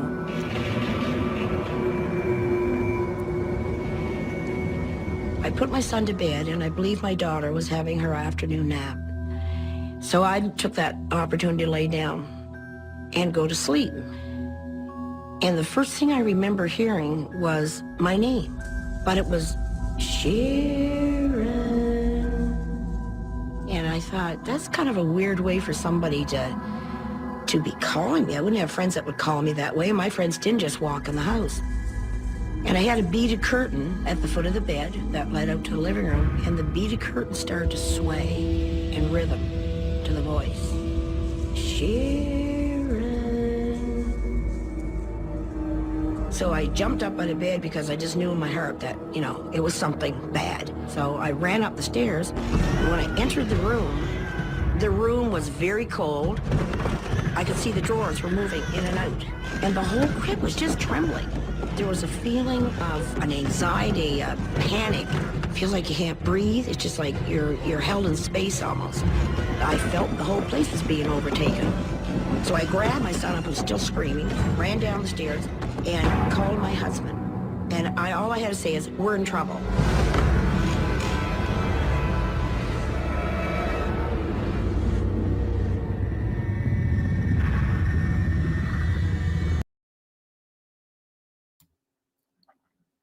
Not for nothing, but I kind of had to stop it there for a minute. How many, now not to be,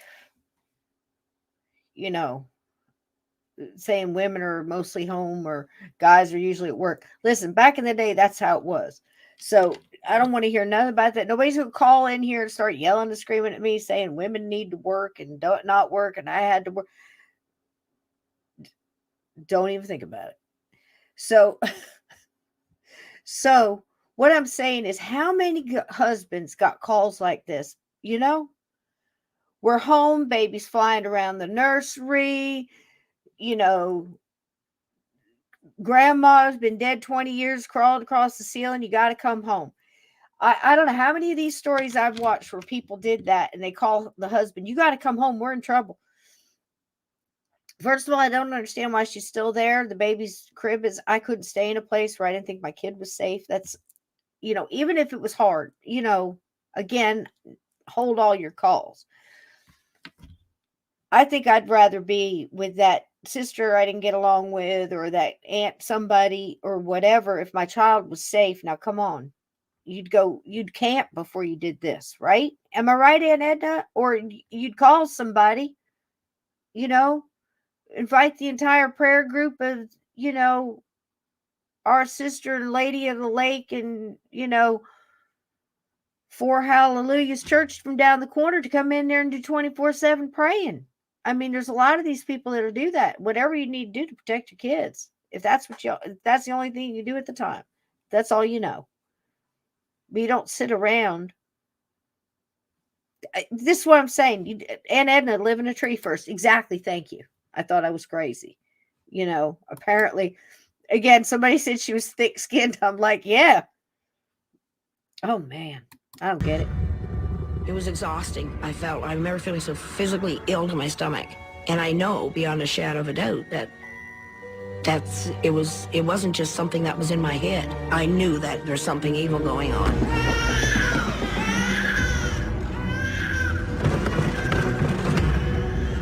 I used to feel guilty. I never should have got involved in all this stuff. Now look. But I became...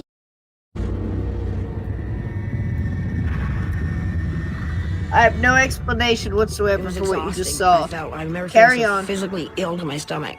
And I know beyond a shadow of a doubt that it wasn't just something that was in my head. I knew that there's something evil going on.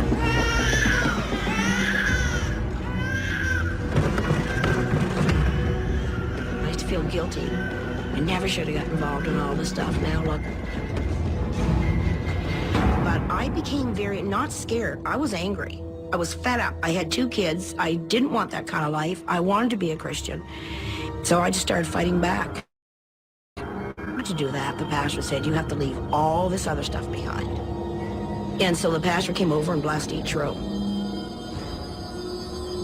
They were there for a long time because they helped us go through the house and gather things, like anything like posters or spell books or Ouija boards or anything. They helped us collect.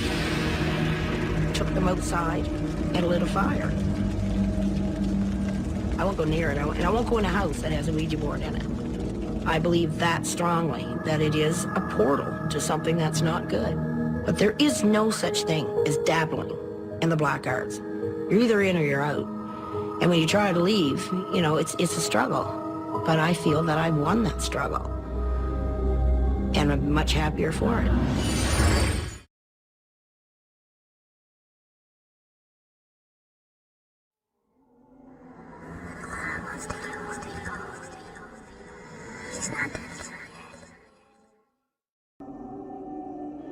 Why did you let him kill me?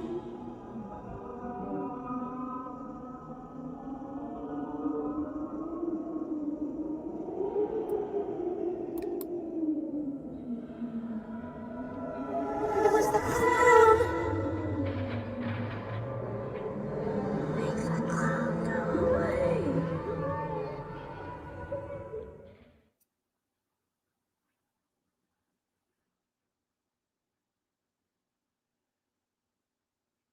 There she is. All right. So there's Sharon. Wow. You know, staying in the house aside from whatever, her experience was with the Ouija board. And again, I think that there's supposed to be this constant yin and yang in this, you know, world. This is why it's so important to keep the lights on, because there's so much darkness. You know, that's why every light counts. You know what I mean? Every flame of, you know, a billion candles, right?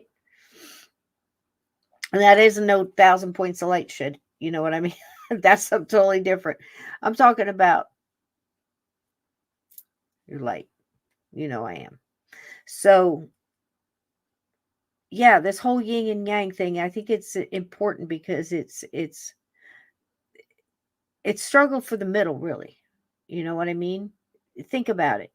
Because the light knows what it is. Darkness knows what it is. And as it feeds out and gets further and further away from those absolutes, it's what's in the middle that's choosing. You see what I mean?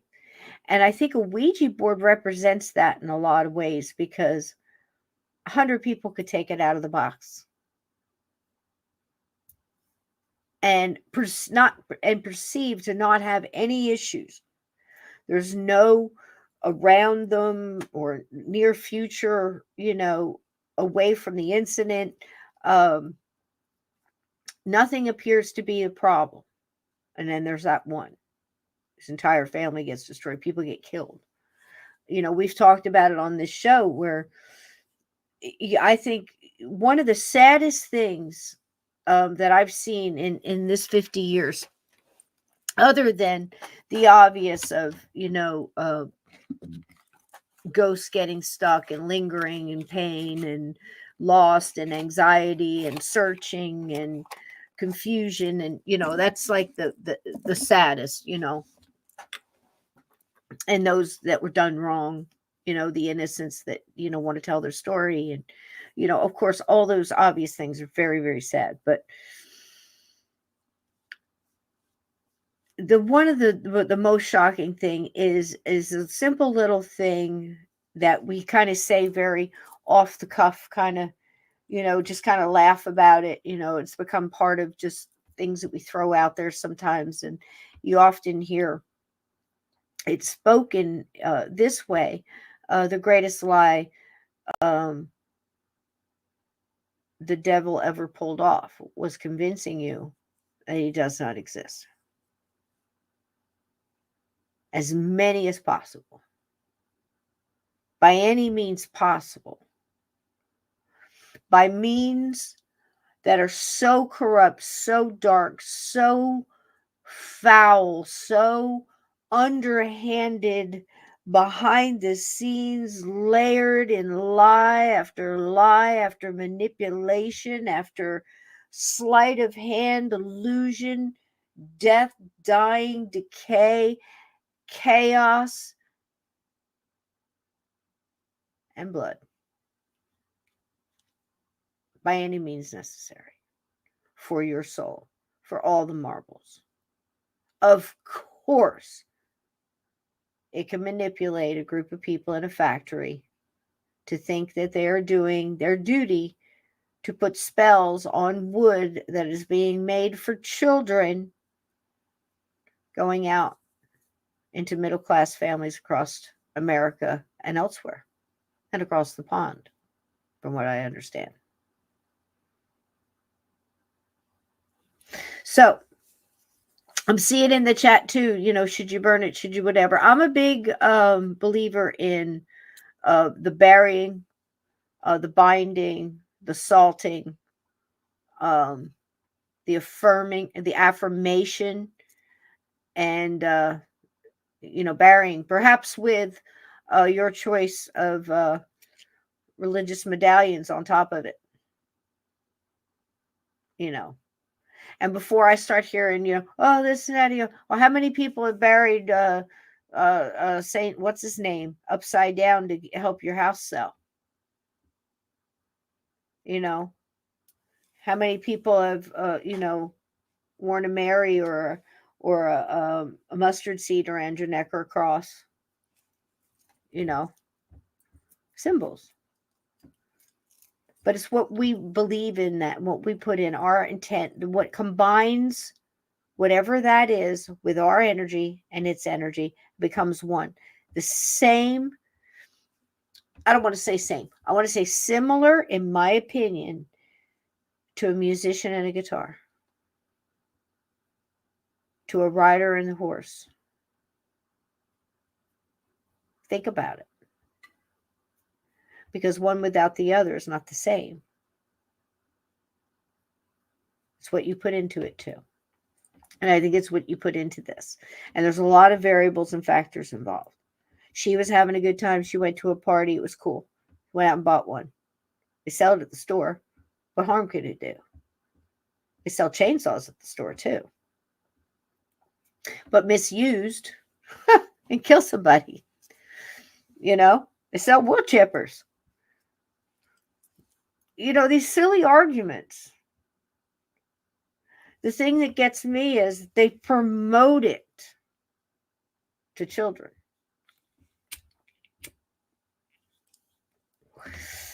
The instructions that you saw in the video that I made were actual instructions that came with the original board. Do not use this alone. Why, I wonder? Why would they put that in there in 1896? Were these people Satanists?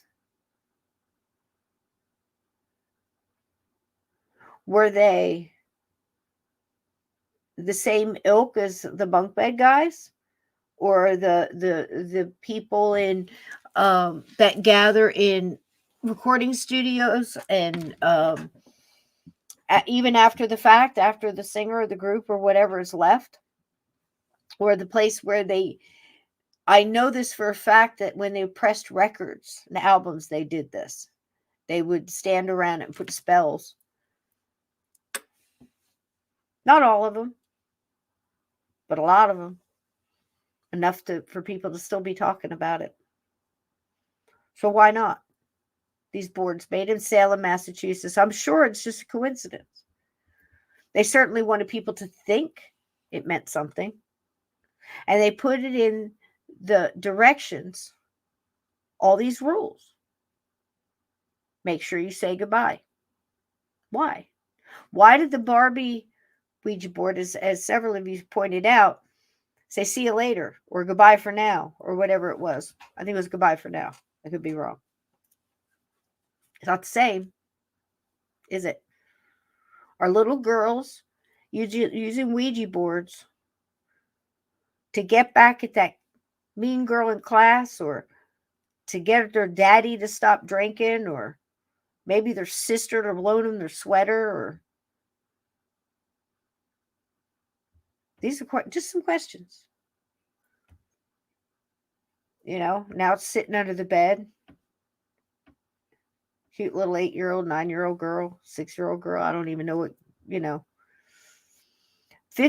50 years. How many did they say? 20 million? Surpassed Monopoly early. It's a lot of people want to talk to the dead. It's a lot of chances for things to get out there. Could it be? I don't know. Let's get real deep conspiracy theorists. Why not? Go down the rabbit hole and say, could it be another layer of infiltration to cause chaos and mayhem, despair, anguish, fear, depression, anxiety, families to break up?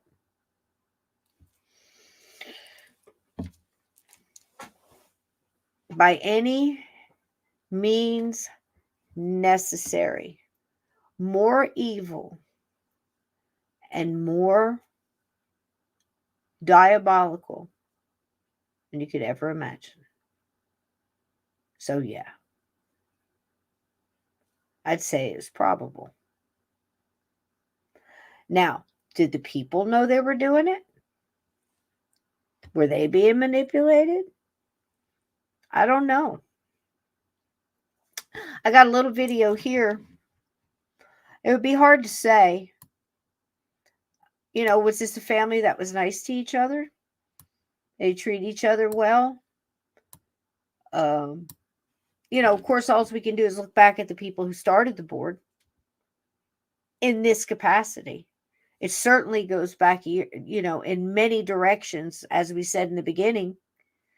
Go back thousands of years in China, in different cultures, in a different form.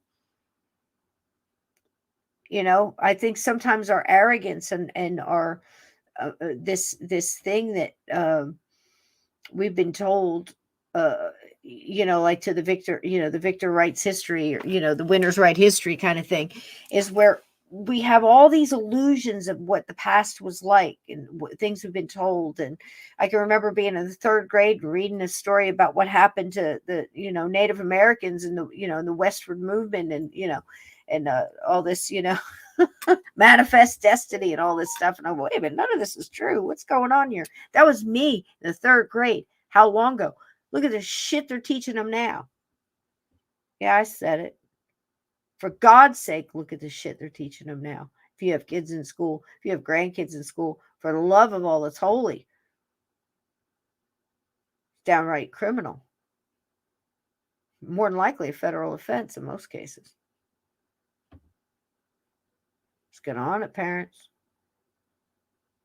Get on it. I pulled mine out 25 years ago because of the crap that was going on. I cannot imagine. They work for you. They work for you. Don't forget that. Not the illusion. Not the illusion. Whole system would collapse if everybody just said, no more. Absolutely nothing. Sit in. Sit in. Done. Not paying anymore. Not putting in anymore. Not giving anymore. Not doing it. I quit. Imagine. I can't be the only one, right? Think about it. It's 12 o'clock. Switches off. Done. What would happen? Done with the shit. I'm not pissed. Not angry. Not doing anything. Not causing a fuss and no muss. I quit. I ain't doing it. No more. Got all you're gonna get. Don't want any of it back. Don't want any excuses. Don't want to talk. Done. What would happen? Done. I'm gonna weed my garden. I'm gonna do this. I'm gonna do that. It's peaceful stuff. We lean over the fence. I'm gonna talk to my neighbor. Talk about maybe weed his garden. I don't know. But I quit. So let's see a little bit about what kind of people This was a nice little downtown Boston local news. They stated here. Um, they don't have a lot on their channel, but if you want to go follow them, it's the Boston local news channel. They and I think it's good to go with them, and to give them of course, the all the accolades here, but even more so because they're there. They live there. Hey, Donnie and Ghost Dancer, welcome in. So they live there, and they did a really nice job of talking a little bit about the personal side of who put these boards out there. And again, everything I just said taken into consideration,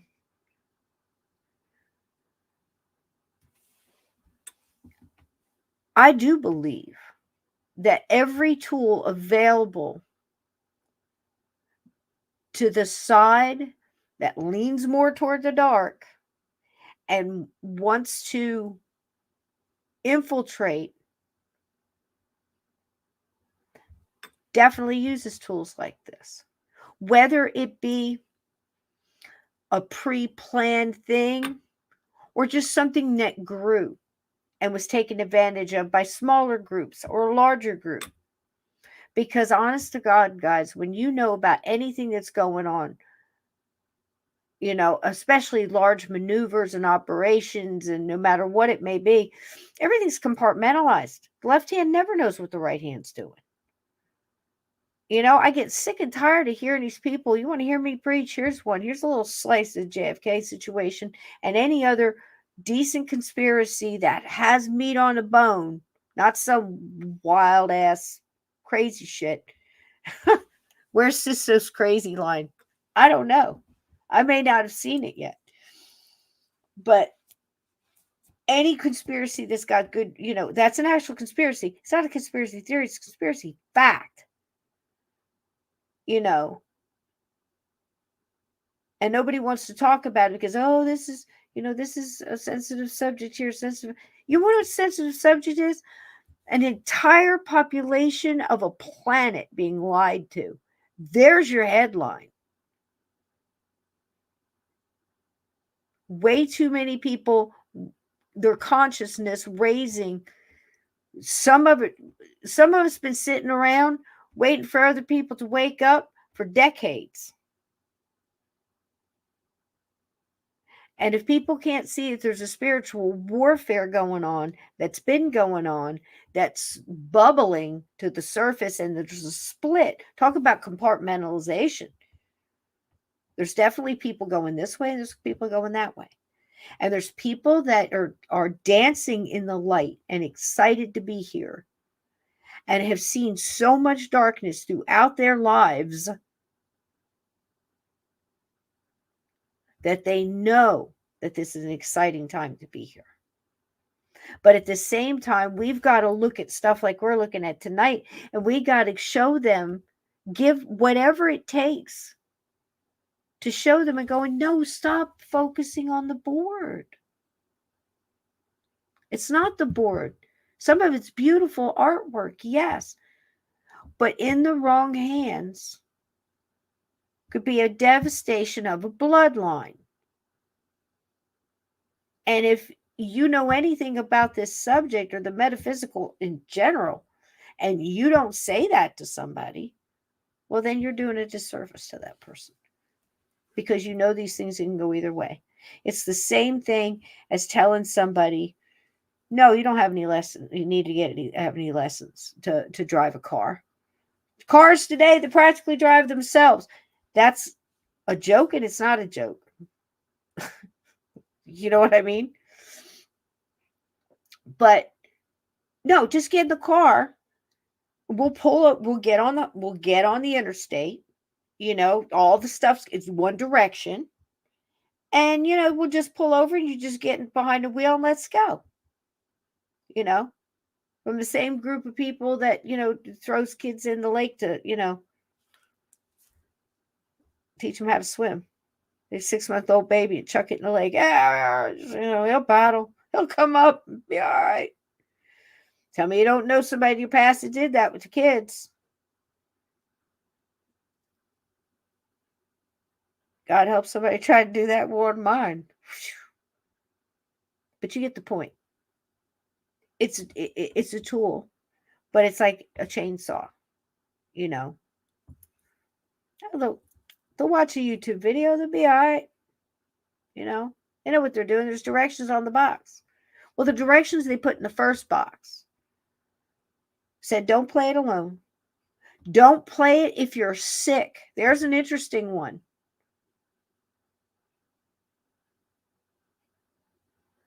Or in your own home.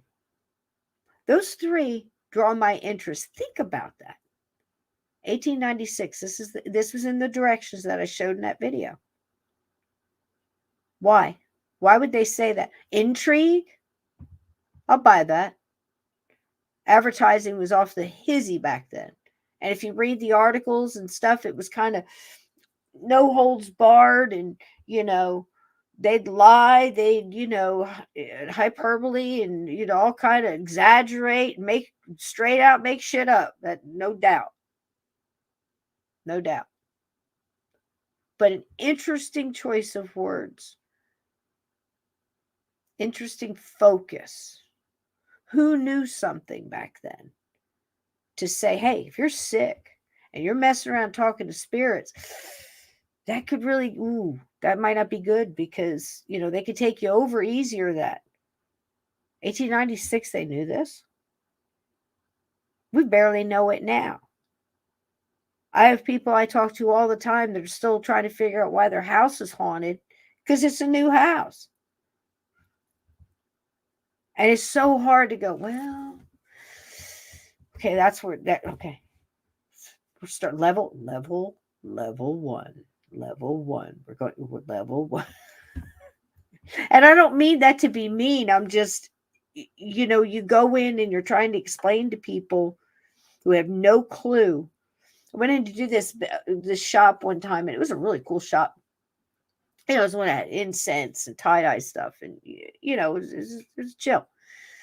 I had some jewelry there and stuff like that. And they were having some problems. They were having some poltergeist activity and stuff like that. I said, look, you know, I'll come in here and sage it, do a cleansing, do a reading, see what I can get. I said, but you guys got to be cool with it, and yada, yada. Of course, we did the talk. You know, what is your base? You know, do you have a belief base? Do you have, you know, where are you at with that? Are you, Buddhist? Are you, you know, where are we at?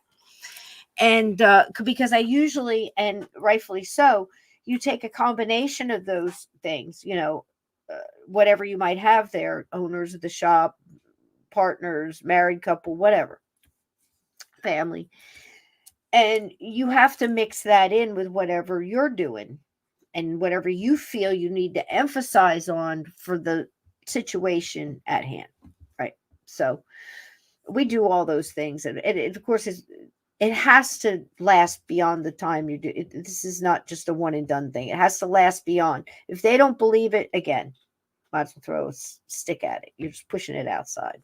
You're not dealing with the root problem. It's like pharmaceuticals. Here we go. You know, and I don't need patience. I just want to go in and one and done. So here's the herbs you need. Do this. You have to, you know, you have to steer your own ship. We can only point the direction. You know, you have to participate. So I go in and do a thing, and they're just not, they wanted it. They wanted to understand, and God bless them. They didn't want to believe that their employees were stealing from them. Hand over fist. That was the first thing.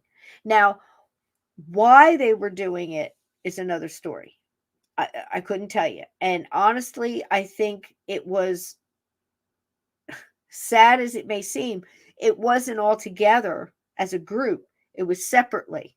So you had three different people sneaking and looking and lurking and worrying, and, you know, for their own little reasons. You know, one might wanted attention, and the other one might have been a kleptomaniac, whatever, abuse victim, who knows.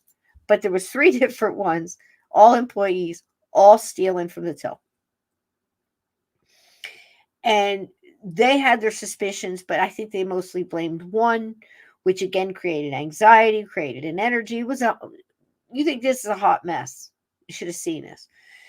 So I'm walking the place, and I'm going back, and they have some old desks. I guess they got some new office furniture. And in this back part, they were storing the old office furniture. And I walked past this one desk and I got pulled and I was like, whoa, what was going on here? Well, this happened as we talked. I was getting bad energy off of this thing. And it turned to find out that they were in such bad debt when they started this and was trying to pull this business up out of nowhere. And God love them, they gave it all they had. But now they're in a tight spot and the place is haunted and their employees are stealing from them. So this desk, I'm like, what is this? I'm doing psychometry on it, you know, and I'm feeling that this person that sat here was the root cause of a lot of the issues and problems. And it turned out that it was an old partner, and that was the old partner's desk, and the old partner was embezzling from the company, and that's such a problem. This partner was, I believe, in jail well into, you know, I was thinking 12 years and it made me think of 12-year-old scotch and I went someplace else. Anyway, I'm back. So he, it was bad, you know, and that was the root cause of a lot of this stuff. And this person left a lot of energy there. So we get rid of the desk, open the door, you know, we're doing the saging and all this other stuff, but they're arguing while we're doing this. And I was watching them, you know, like walk around the place, like she's trying to get away and she's opening windows or, you know, whatever. And she'd come back and kind of light next to him for a minute. And then he'd go tittle off and do something for a second. I'm, you know, doing all this stuff. But you notice this is going on. And every time one of them got close to the desk, they turn around and yell at the other one. I said, you guys got to get rid of this damn desk. You know, he said, you're not understanding what I'm saying. You called me in here to tell you the truth. I don't have time to sugarcoat this mess. You know, I realized that, you know, God bless you, you're a Buddhist and you're, he leaned more towards, not Quaker, but I know what a combo, right? But it was something else. But anyway, long story short, it was just like, they weren't opposites. They were both chill, but they were chill for different reasons. Does that make sense? And that was their religion. And that's cool.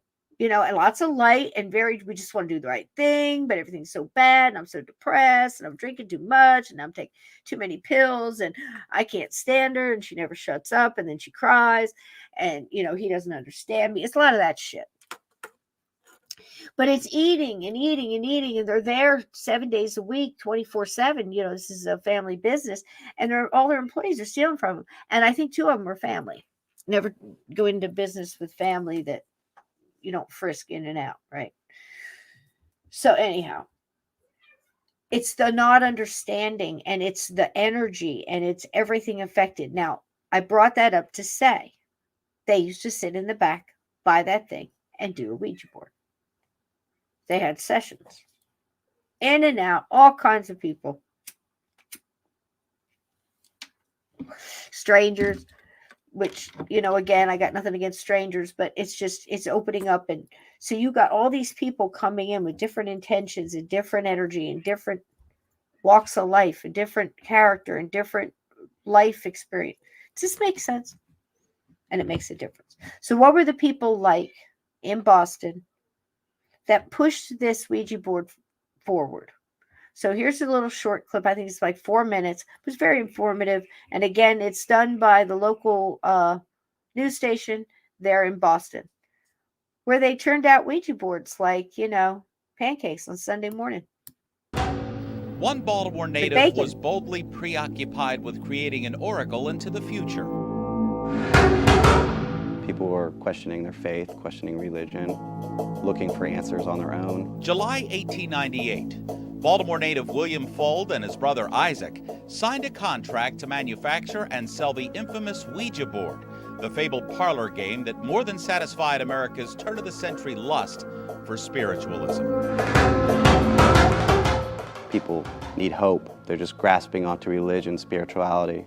William couldn't manufacture Ouija boards fast enough.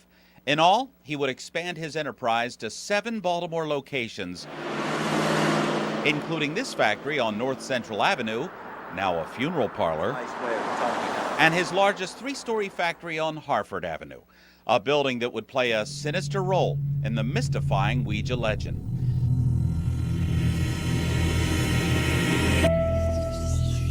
Fold's Ouija board was believed by many to be a direct link to the dead.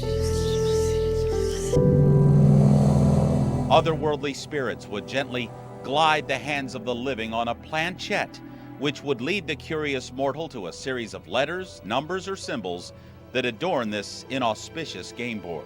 Back in those days, my family always said it's a game. Totally. Not to be taken seriously. You sort of have to believe in it. You just sit down, clear your mind, put your hands up on the board, and wait for something to happen. Sometimes nothing happens, and sometimes you get some pretty creepy results. The Ouija board quickly became the #1 selling board game in America. It is said Bill Wilson, founder of Alcoholics Anonymous, claimed he received the 12-step program from none other than the Ouija board.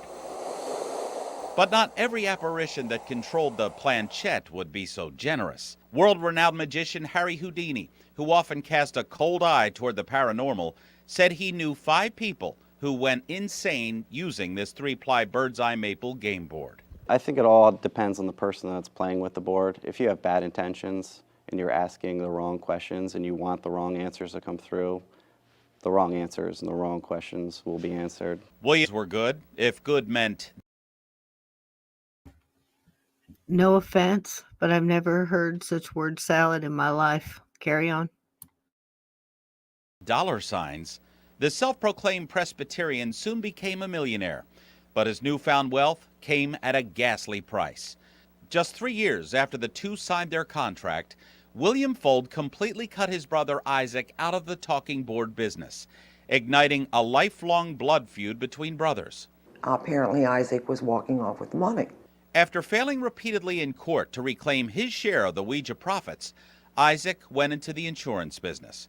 Meanwhile, at 57, William parlayed his astounding success into a toy manufacturing empire. He made numerous toys, inventions. He made the return pool table, calculators, handfuls and handfuls of toys. In February of 1927, William Fold was overseeing the replacement of a flagpole on the roof of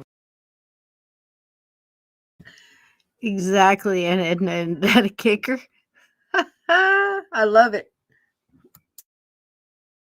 his factory when the iron support he was leaning against inexplicably gave way. All of a sudden, William Fold tumbled backwards, plummeting 3 stories and landing on solid concrete. His injuries were mortal. One of his cracked ribs had actually pierced his heart. But William Fold had one final request that was foremost in his mind, and it dealt with his beloved Ouija board. Never sell the Ouija board. In 1966, William Fold's oldest son, Will, began suffering a series of strokes, and in his 70s, sold the Ouija company to Parker Brothers, now Hasbro, on the very anniversary of William Fold's catastrophe. And after they sold the business in 1966, he was very depressed. Eerie. For more than a century, the Ouija board has been many things Mysterious. to many people. Creepy. It was made out of plywood and plastic. Are you scared of that? You know? Few can deny that this eerie game board's past has been checkered and profoundly tragic. And to this day, William Fold's vision continues to confound and even terrify people the world over. Don't take our word for it. Just ask the Ouija board.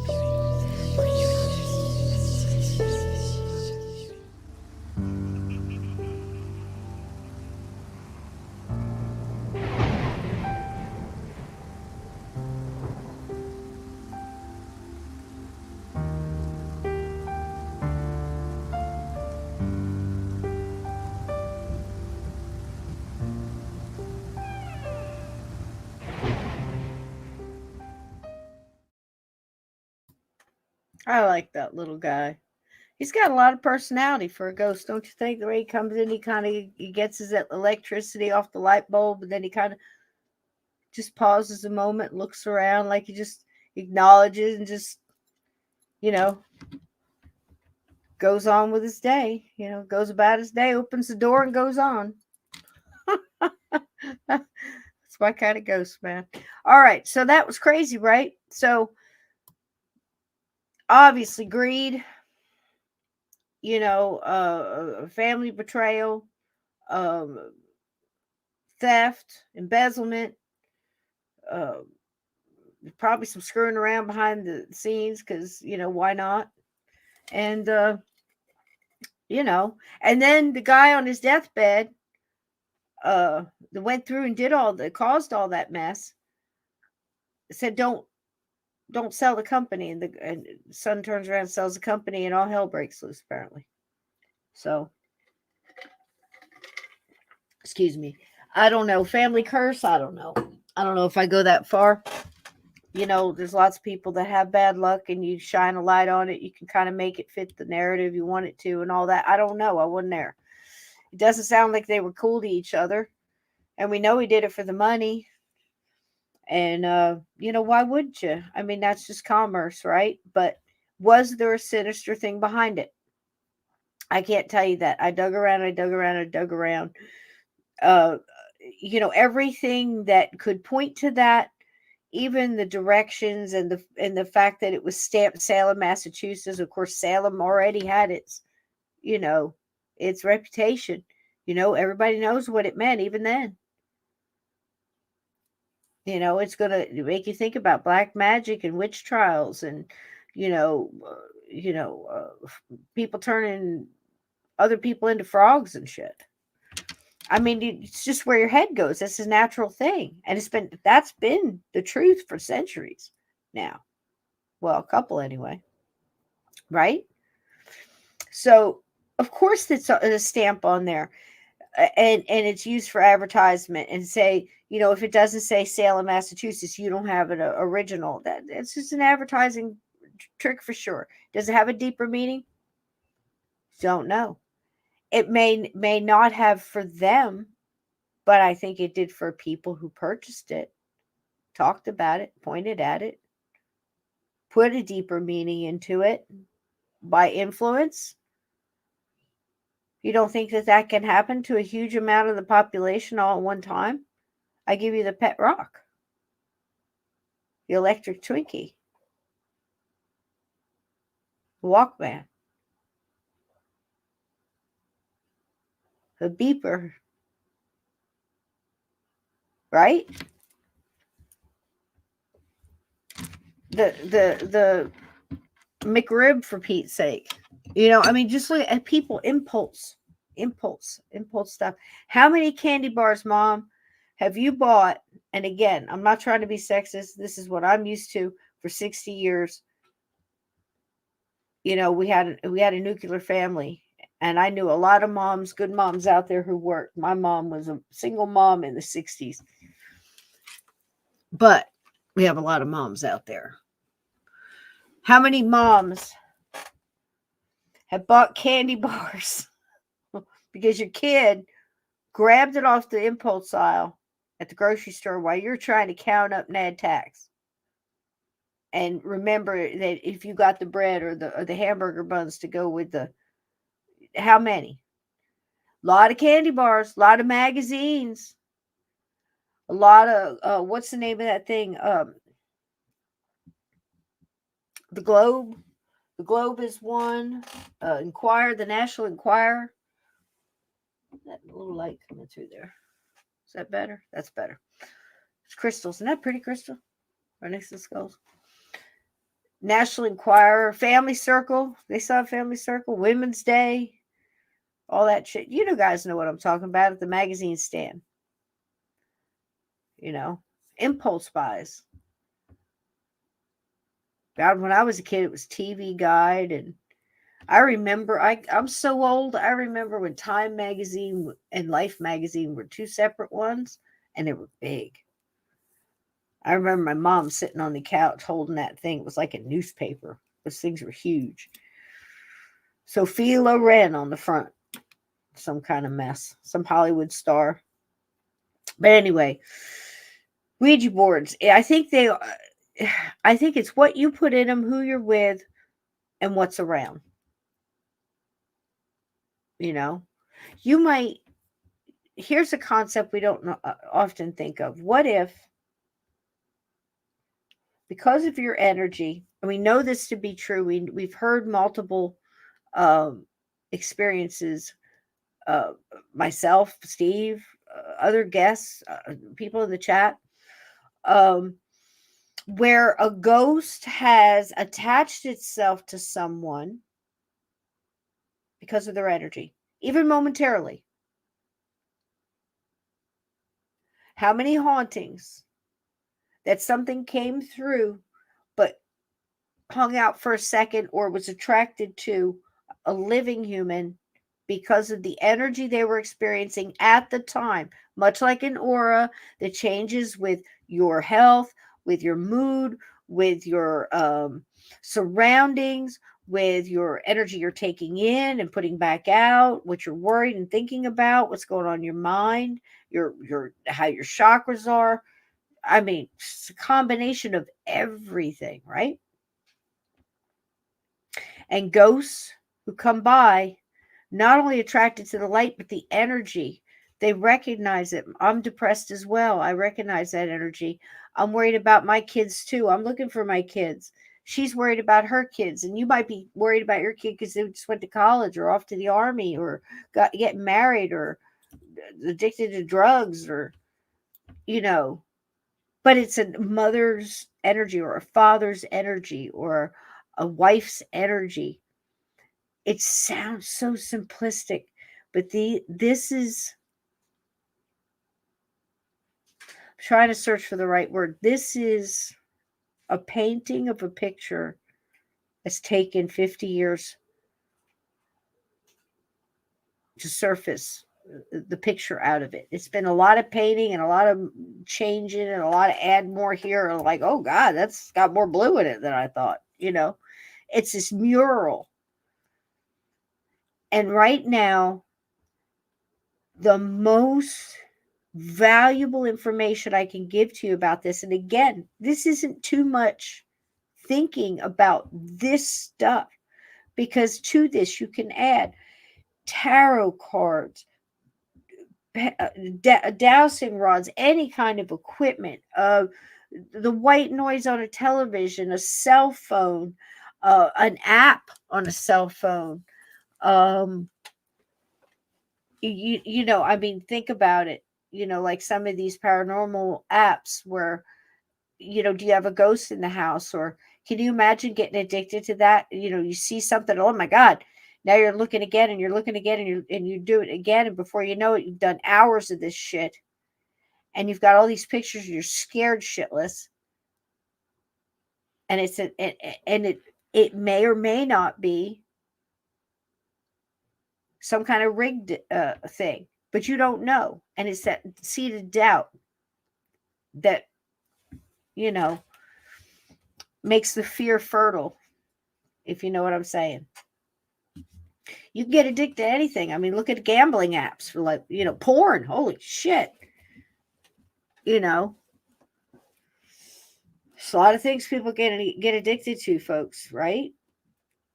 You know, but isn't that wild? Speaking of addiction, the Ouija board helped do the 12 steps. Now, I find that very interesting. And I laughed there because there's several ways of looking at that. This guy's a wang dang doodle making stuff up, trying to get, again, promotion, eyes on, interesting subject. Do you see what I mean? Interest, you know, it's all publicity's good publicity kind of thing. Or did this dude really sit there with a Ouija board and something helped him along with the idea of the 12-step program? Now, 12-step program, as much as I know about it, it's probably more than you think. It's, you know, family members, and, you know, I've sat in more than one meeting. I'm going to tell you that right now. I've seen some shit. It's just memories. I remember taking this guy I was dating one time. Oh my gosh. He was a handful, boy. But ladies, you know what I mean? He was worth some extra effort, you know what I mean? So it's gorgeous. He got away with some stuff. A little extra. So anyway, he was the first day. And this outside of my family, this was the only outsider I ever knew that had needed a ride to a meeting. You know what I'm saying? You know what I mean? You know what I mean? Like, yeah, okay. You know, so I'm going to give him a ride. He's just like, he wasn't going to. I'm like, probably, God, 17. Good Lord. My car. Guess where he wants to go before he goes to the meeting?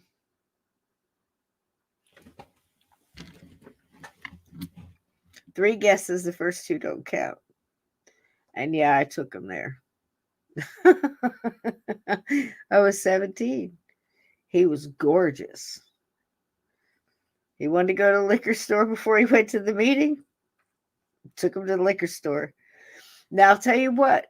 My 17 sat in the parking lot waiting for him to come back out. And although I can still just barely, I close my eyes, I have a full vision of him bebopping out of that door with the light behind him coming out of the automatic doors with his paper bag all rolled up over the 6-pack, big old smile on his face. Wonderful. I don't know if he's dead or alive. God bless him. It's like it happened yesterday. I could see it. And thinking, this one's going to be trouble. Tread lightly. Tread lightly. I knew it. But how many of them did you know it? But you did it anyway. It's a fair question. All right. Here's one more. Here's one. This might fit for Greg. Greg might have known it and did it anyway. But you know what Greg thought? Hey, all the cool kids are doing it. It's just a game, right? Famous last words. So famous. The number of stories, of Ouija board stories that have gone wrong. Even if you took 80% of them away and threw them away and total BS, right? And took that last 20%, holy shit, the stories. When I said could ruin a bloodline, there's a lot of power and depth to that statement as far as understanding how bad the paranormal, how many things have we gone over here lately, touching over the past couple of months on this ancient. Okay, not going in, not challenged, can't do anything. Everybody get your shit packed. We're out of here. It's land. We should have never been here. Nobody should ever be here. Animals don't want to live on this land. Birds don't sing here. Crickets don't come in here. Native Americans. Oh, that cute name. It means, devil eat your face or something in Native American, or nobody should be here ever. You'll die in Native American. Or Yankees are stupid, and will put up a condo over these acres. Our ancestors will sit back as ghosts and laugh. God, we're stupid. What a for such an intelligent race. We do, in my humble opinion, and I swear, I understand it's just, a spit in the ocean. I understand. But it's so nice to talk to you kind people and just to see how many people are thinking just like I am. Because I know I'm not alone. I can't be. Even if I'm batshit crazy, I know I'm not alone. There's a lot more company out there. there's been something up with this for a long time. And to turn our backs on it and say it's just a game and it's just a board and it's just a pay, it means nothing, because it depends on who's got it. And again, I say tarot cards, pendulums, dowsing rods, ovulus, TV on white noise, a radio on white noise, whatever all these, name your equipment here, because it can get obsessive. And obsession, along with depression and other things, leave you wide open. Think again, lean back to my stories of as a bartender watching the jumpers in this old hotel. This old hotel that had seen years living through, be in that hotel where in the back, the higher numbers, were a lot of ODs back there. You know what I mean? It's seen a lot of depression and society at its worst over the years, in and out.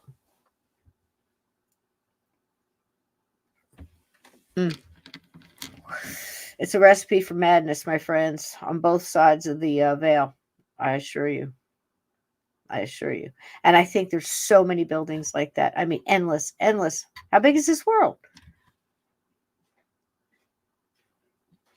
Right? All right. So let's see what this young man got himself into.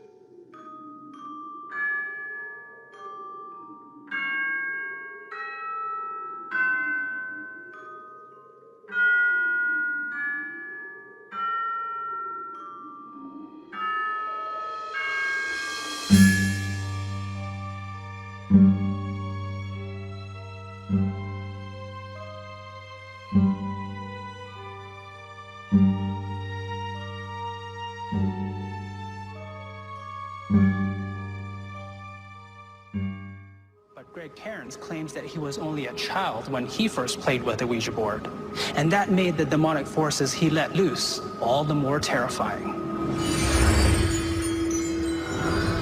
I grew up here in Halifax in a family of 5, in a very Catholic family. My sister was a little impressionistic, had got a hold of a Ouija board. And I remember the first time I was sitting there with her, and typically when you did what you kid, you thought you got answers to it, and I'd be darned if I remember what questions we asked. I'd love to know today, given what's happened.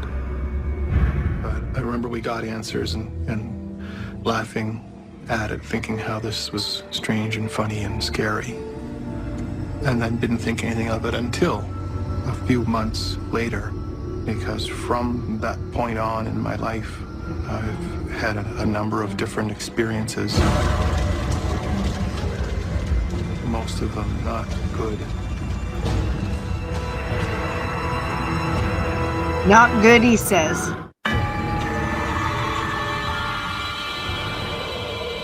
Not good.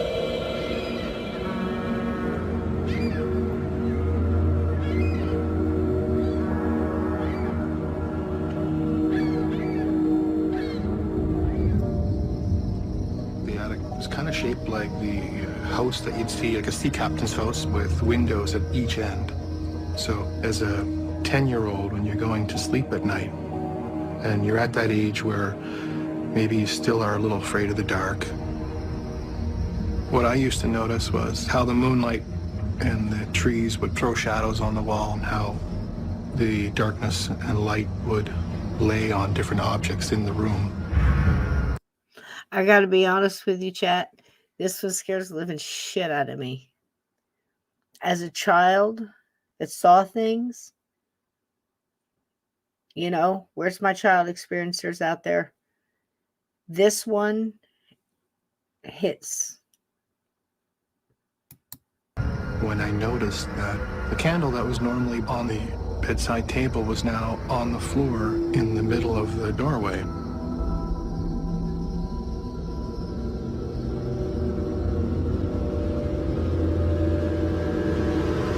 And it didn't make sense to me. And so I looked around and to see if I was dreaming, if this makes sense. And all the shadows were exactly the same, and I was thinking my way through this, so no, I'm awake. I'm just noticing that the candle's there. And before I could get up to move the candle, the flame exploded into a fireball.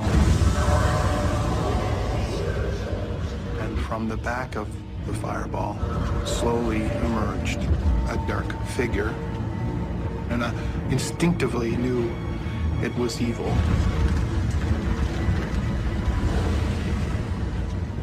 The fireball starts to move towards me. It slowly moved to the edge of the bed, right over top of me. This whole time I'm trying to scream, and my screams wouldn't come out. I finally was able to get my arms free, and I made the shape of a cross with my arms in front of my face.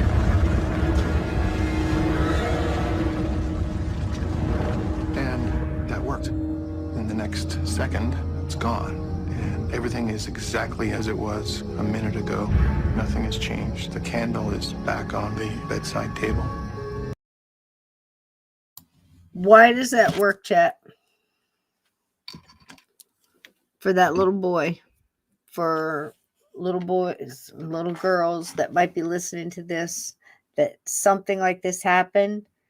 Why do the covers of the face? Why did the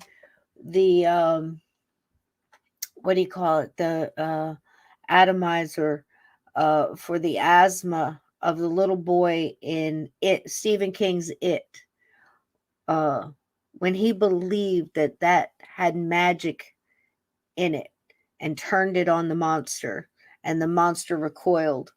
Why do things, simple things, have power? He crossed his arms. To him, it meant something. In Cabin 22 that I wrote, Jacob is facing something in that cave that's worse than death. It's a young girl who is a ghost. Obviously, the ghost is portraying someone, a child who lived once before, right? Had died. As it turns out in the story, you find out through the story that each one of them had been in some sort of abuse, and this ancient evil was able to creep into their lives, into their families.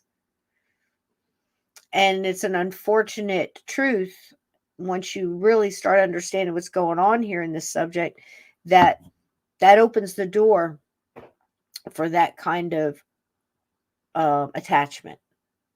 It's unfair, but it's true, because of the depression and the fear and the control and the,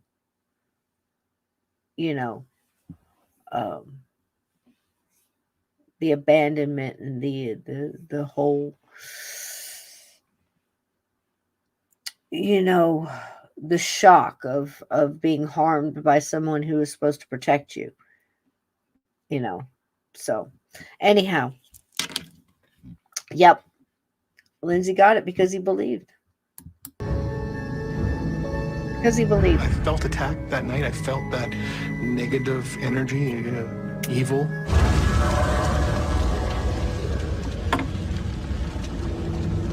I didn't see the features of the face, but you could clearly make out the shape of silhouette, jet black, big. Again, you're a 10-year-old, so a lot of things seemed big, but I would fathom 6, 7 feet tall. This is something that is slowly moving towards you, and you can't move, and you can't scream. And then to the point where it's right over top of you.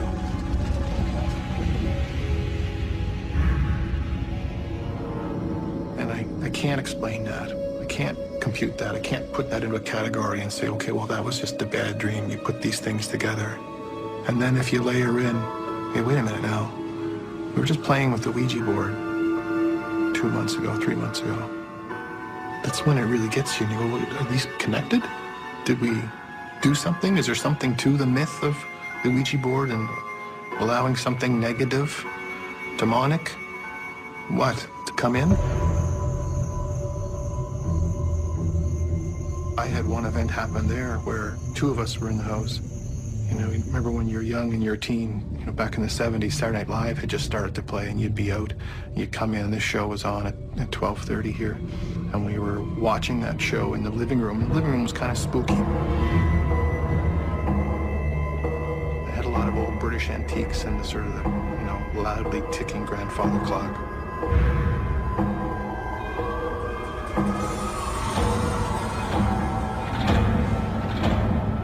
And it had 2 entrances to the kitchen, both of which were no more than 10 feet, so literally seconds away.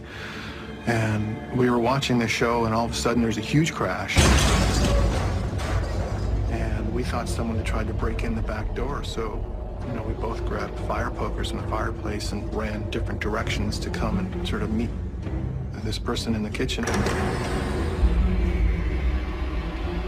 And there was nobody in the kitchen, but every drawer in the kitchen, every cupboard door was wide open. And every pot and pan and knife and fork and spoon, everything was on the floor.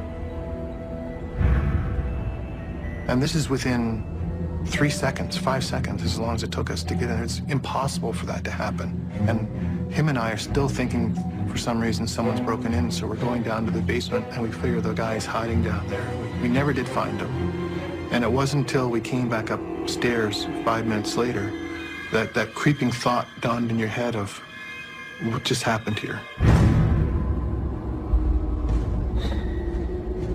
How do you explain that? You know, it's awkward even speaking about it because you think, well, no one would believe that. And again, you're horrified. I didn't sleep. We didn't sleep the rest of the night because this happened. I have experienced some other events 4 or 5 years later at a friend's place who lived in one of the older houses here in Halifax, and this guy and myself came home 3 in the afternoon. There's nobody home, and he's downstairs, and I went upstairs to use the bathroom, and as a joke, this guy, a good friend of mine, if you were in the John, he'd run by the bathroom and swing the door open just in case if the sister's room was open and the sister was there, she'd see you on the John. Funny joke, right? So I'm in the bathroom, and the door swung open. And I'm waiting in, you know, the milliseconds, I'm waiting to hear his footsteps run down the hallway or to hear, you know, laughing voice or what have you, and I don't hear anything.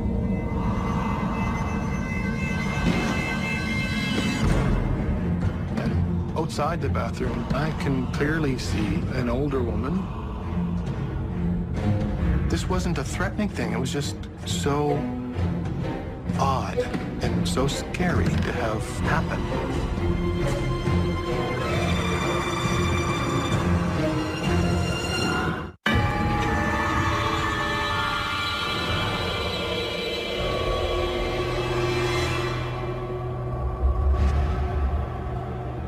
Three in the afternoon, I went upstairs to use the bathroom, and the door swung open.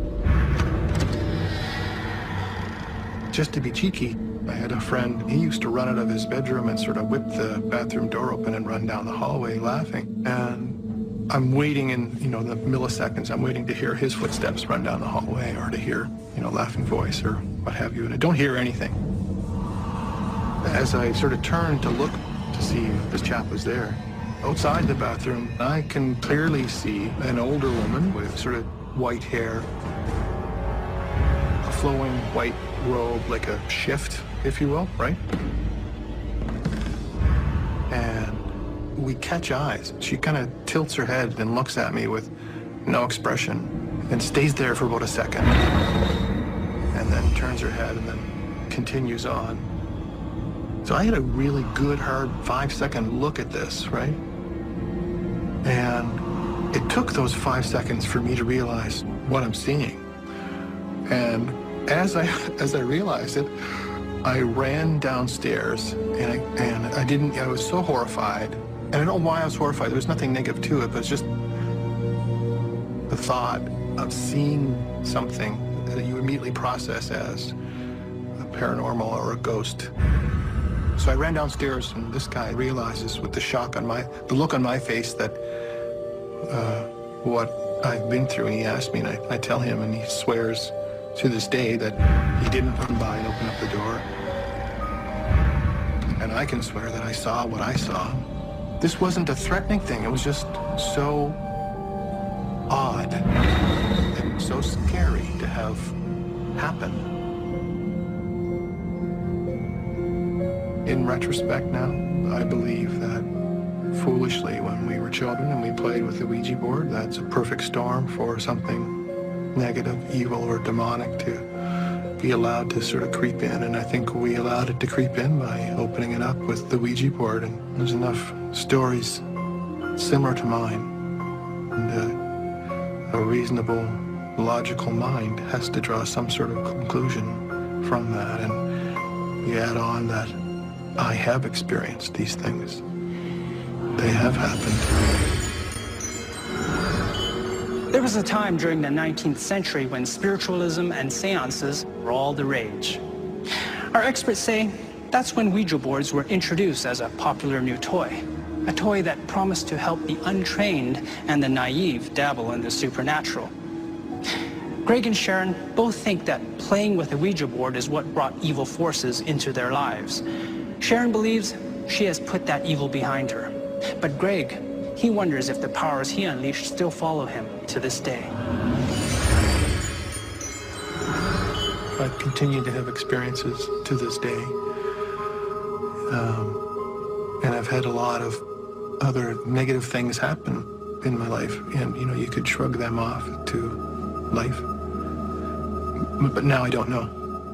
Now I don't know if, a negative energy hasn't decided to attach itself to me to try and weigh me down or usurp anything that I'm trying to achieve. At the end of the day, it's a little cathartic to be able to speak to it when it continues to happen. And with time and with age and with maturity, you're able to look and say, well, you're able to connect the dots a little bit. And they seem to point back to that. They seem to point back to that day, that summer afternoon playing with a Ouija board innocently with my sister and her 2 friends. I really warn against anybody even just saying, it's just a game, just a piece of wood. Well, you can make it out of cardboard too, and it'll do the same thing for you. If you have that presence of mind that you want to be in touch with the dark side, then that's exactly what's going to happen. But once you're in, it's almost like joining a gang in New York. Once you're in, it's hard to get out, really hard to get out. So it really took years to finally get to that point where I feel that we're free. So always watching out for it, though. Always watching out.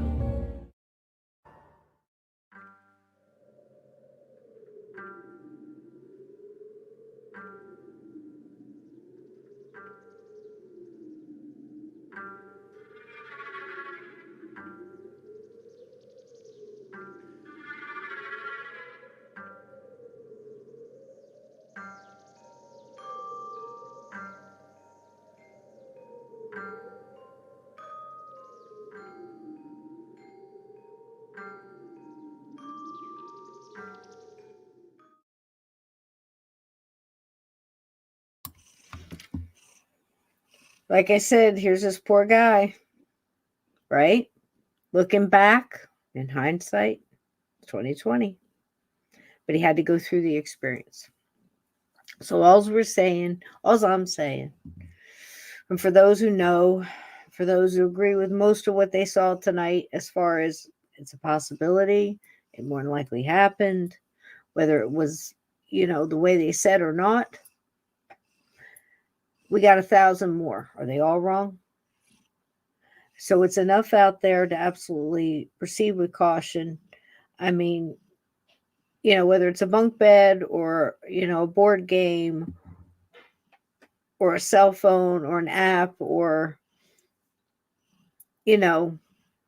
white noise or whatever it may be that's drawing that attention in to somebody who's influenceable and somewhat of an easy target. There's enough evidence out there to say it's absolutely an issue. And there's even more evidence, I believe, that it's all part of a larger plan and a larger war that we're all a part of, whether we want to be or not. So stay in light. I love you all. It's been awesome. I rattled on for 3 hours. Thanks for sticking with me, those who came in and those who sent their love. And please give it a like. Tomorrow night, Mr. Steve Stockton will be here with me. We will continue on with this subject. And I've got a couple of more of these cautionary tales for you. It's a great show. Thanks again to Ghostly Encounters and all the people who tell their stories. And to this guy here, you want to say hi? Say goodnight, Bucifus. Say goodnight, Bucifus. Say we're not going to play with any Ouija boards tonight, right? No. I'm going to go to sleep. We love you all. Thank you all for being here. I'll play a little music on the way out. See you tomorrow night, 8 p.m. Intro starts about 15 minutes before that to turn your lights on. And I hope you enjoyed it. Not telling you what to do. But if somebody asked me, I'd say, give it a hard pass. Unless you're with people who know what they're doing. I get the hiccups. Woo! Unless you're with people who know what they're doing. Right, Bucifus? Say yeah. Say yeah. There's your brother. And he get big. Just 6 months old. Say we're only halfway there. I think he's gonna be big. Gonna be big, mama. It's already spoiled. He's just getting seeing his first chipmunks and all the birds and stuff outside. It's great to watch. See, anytime you look at things, even common everyday things, through different eyes, they're not so common anymore. That's why we look at these things. I love you all. Thanks for being here tonight. Enjoy this on the way out. See you tomorrow night with Steve Stockton. We'll talk some more about the dreaded Ouija. It's just a game, isn't it? Yeah. Even comes in pink. Son of a bitch.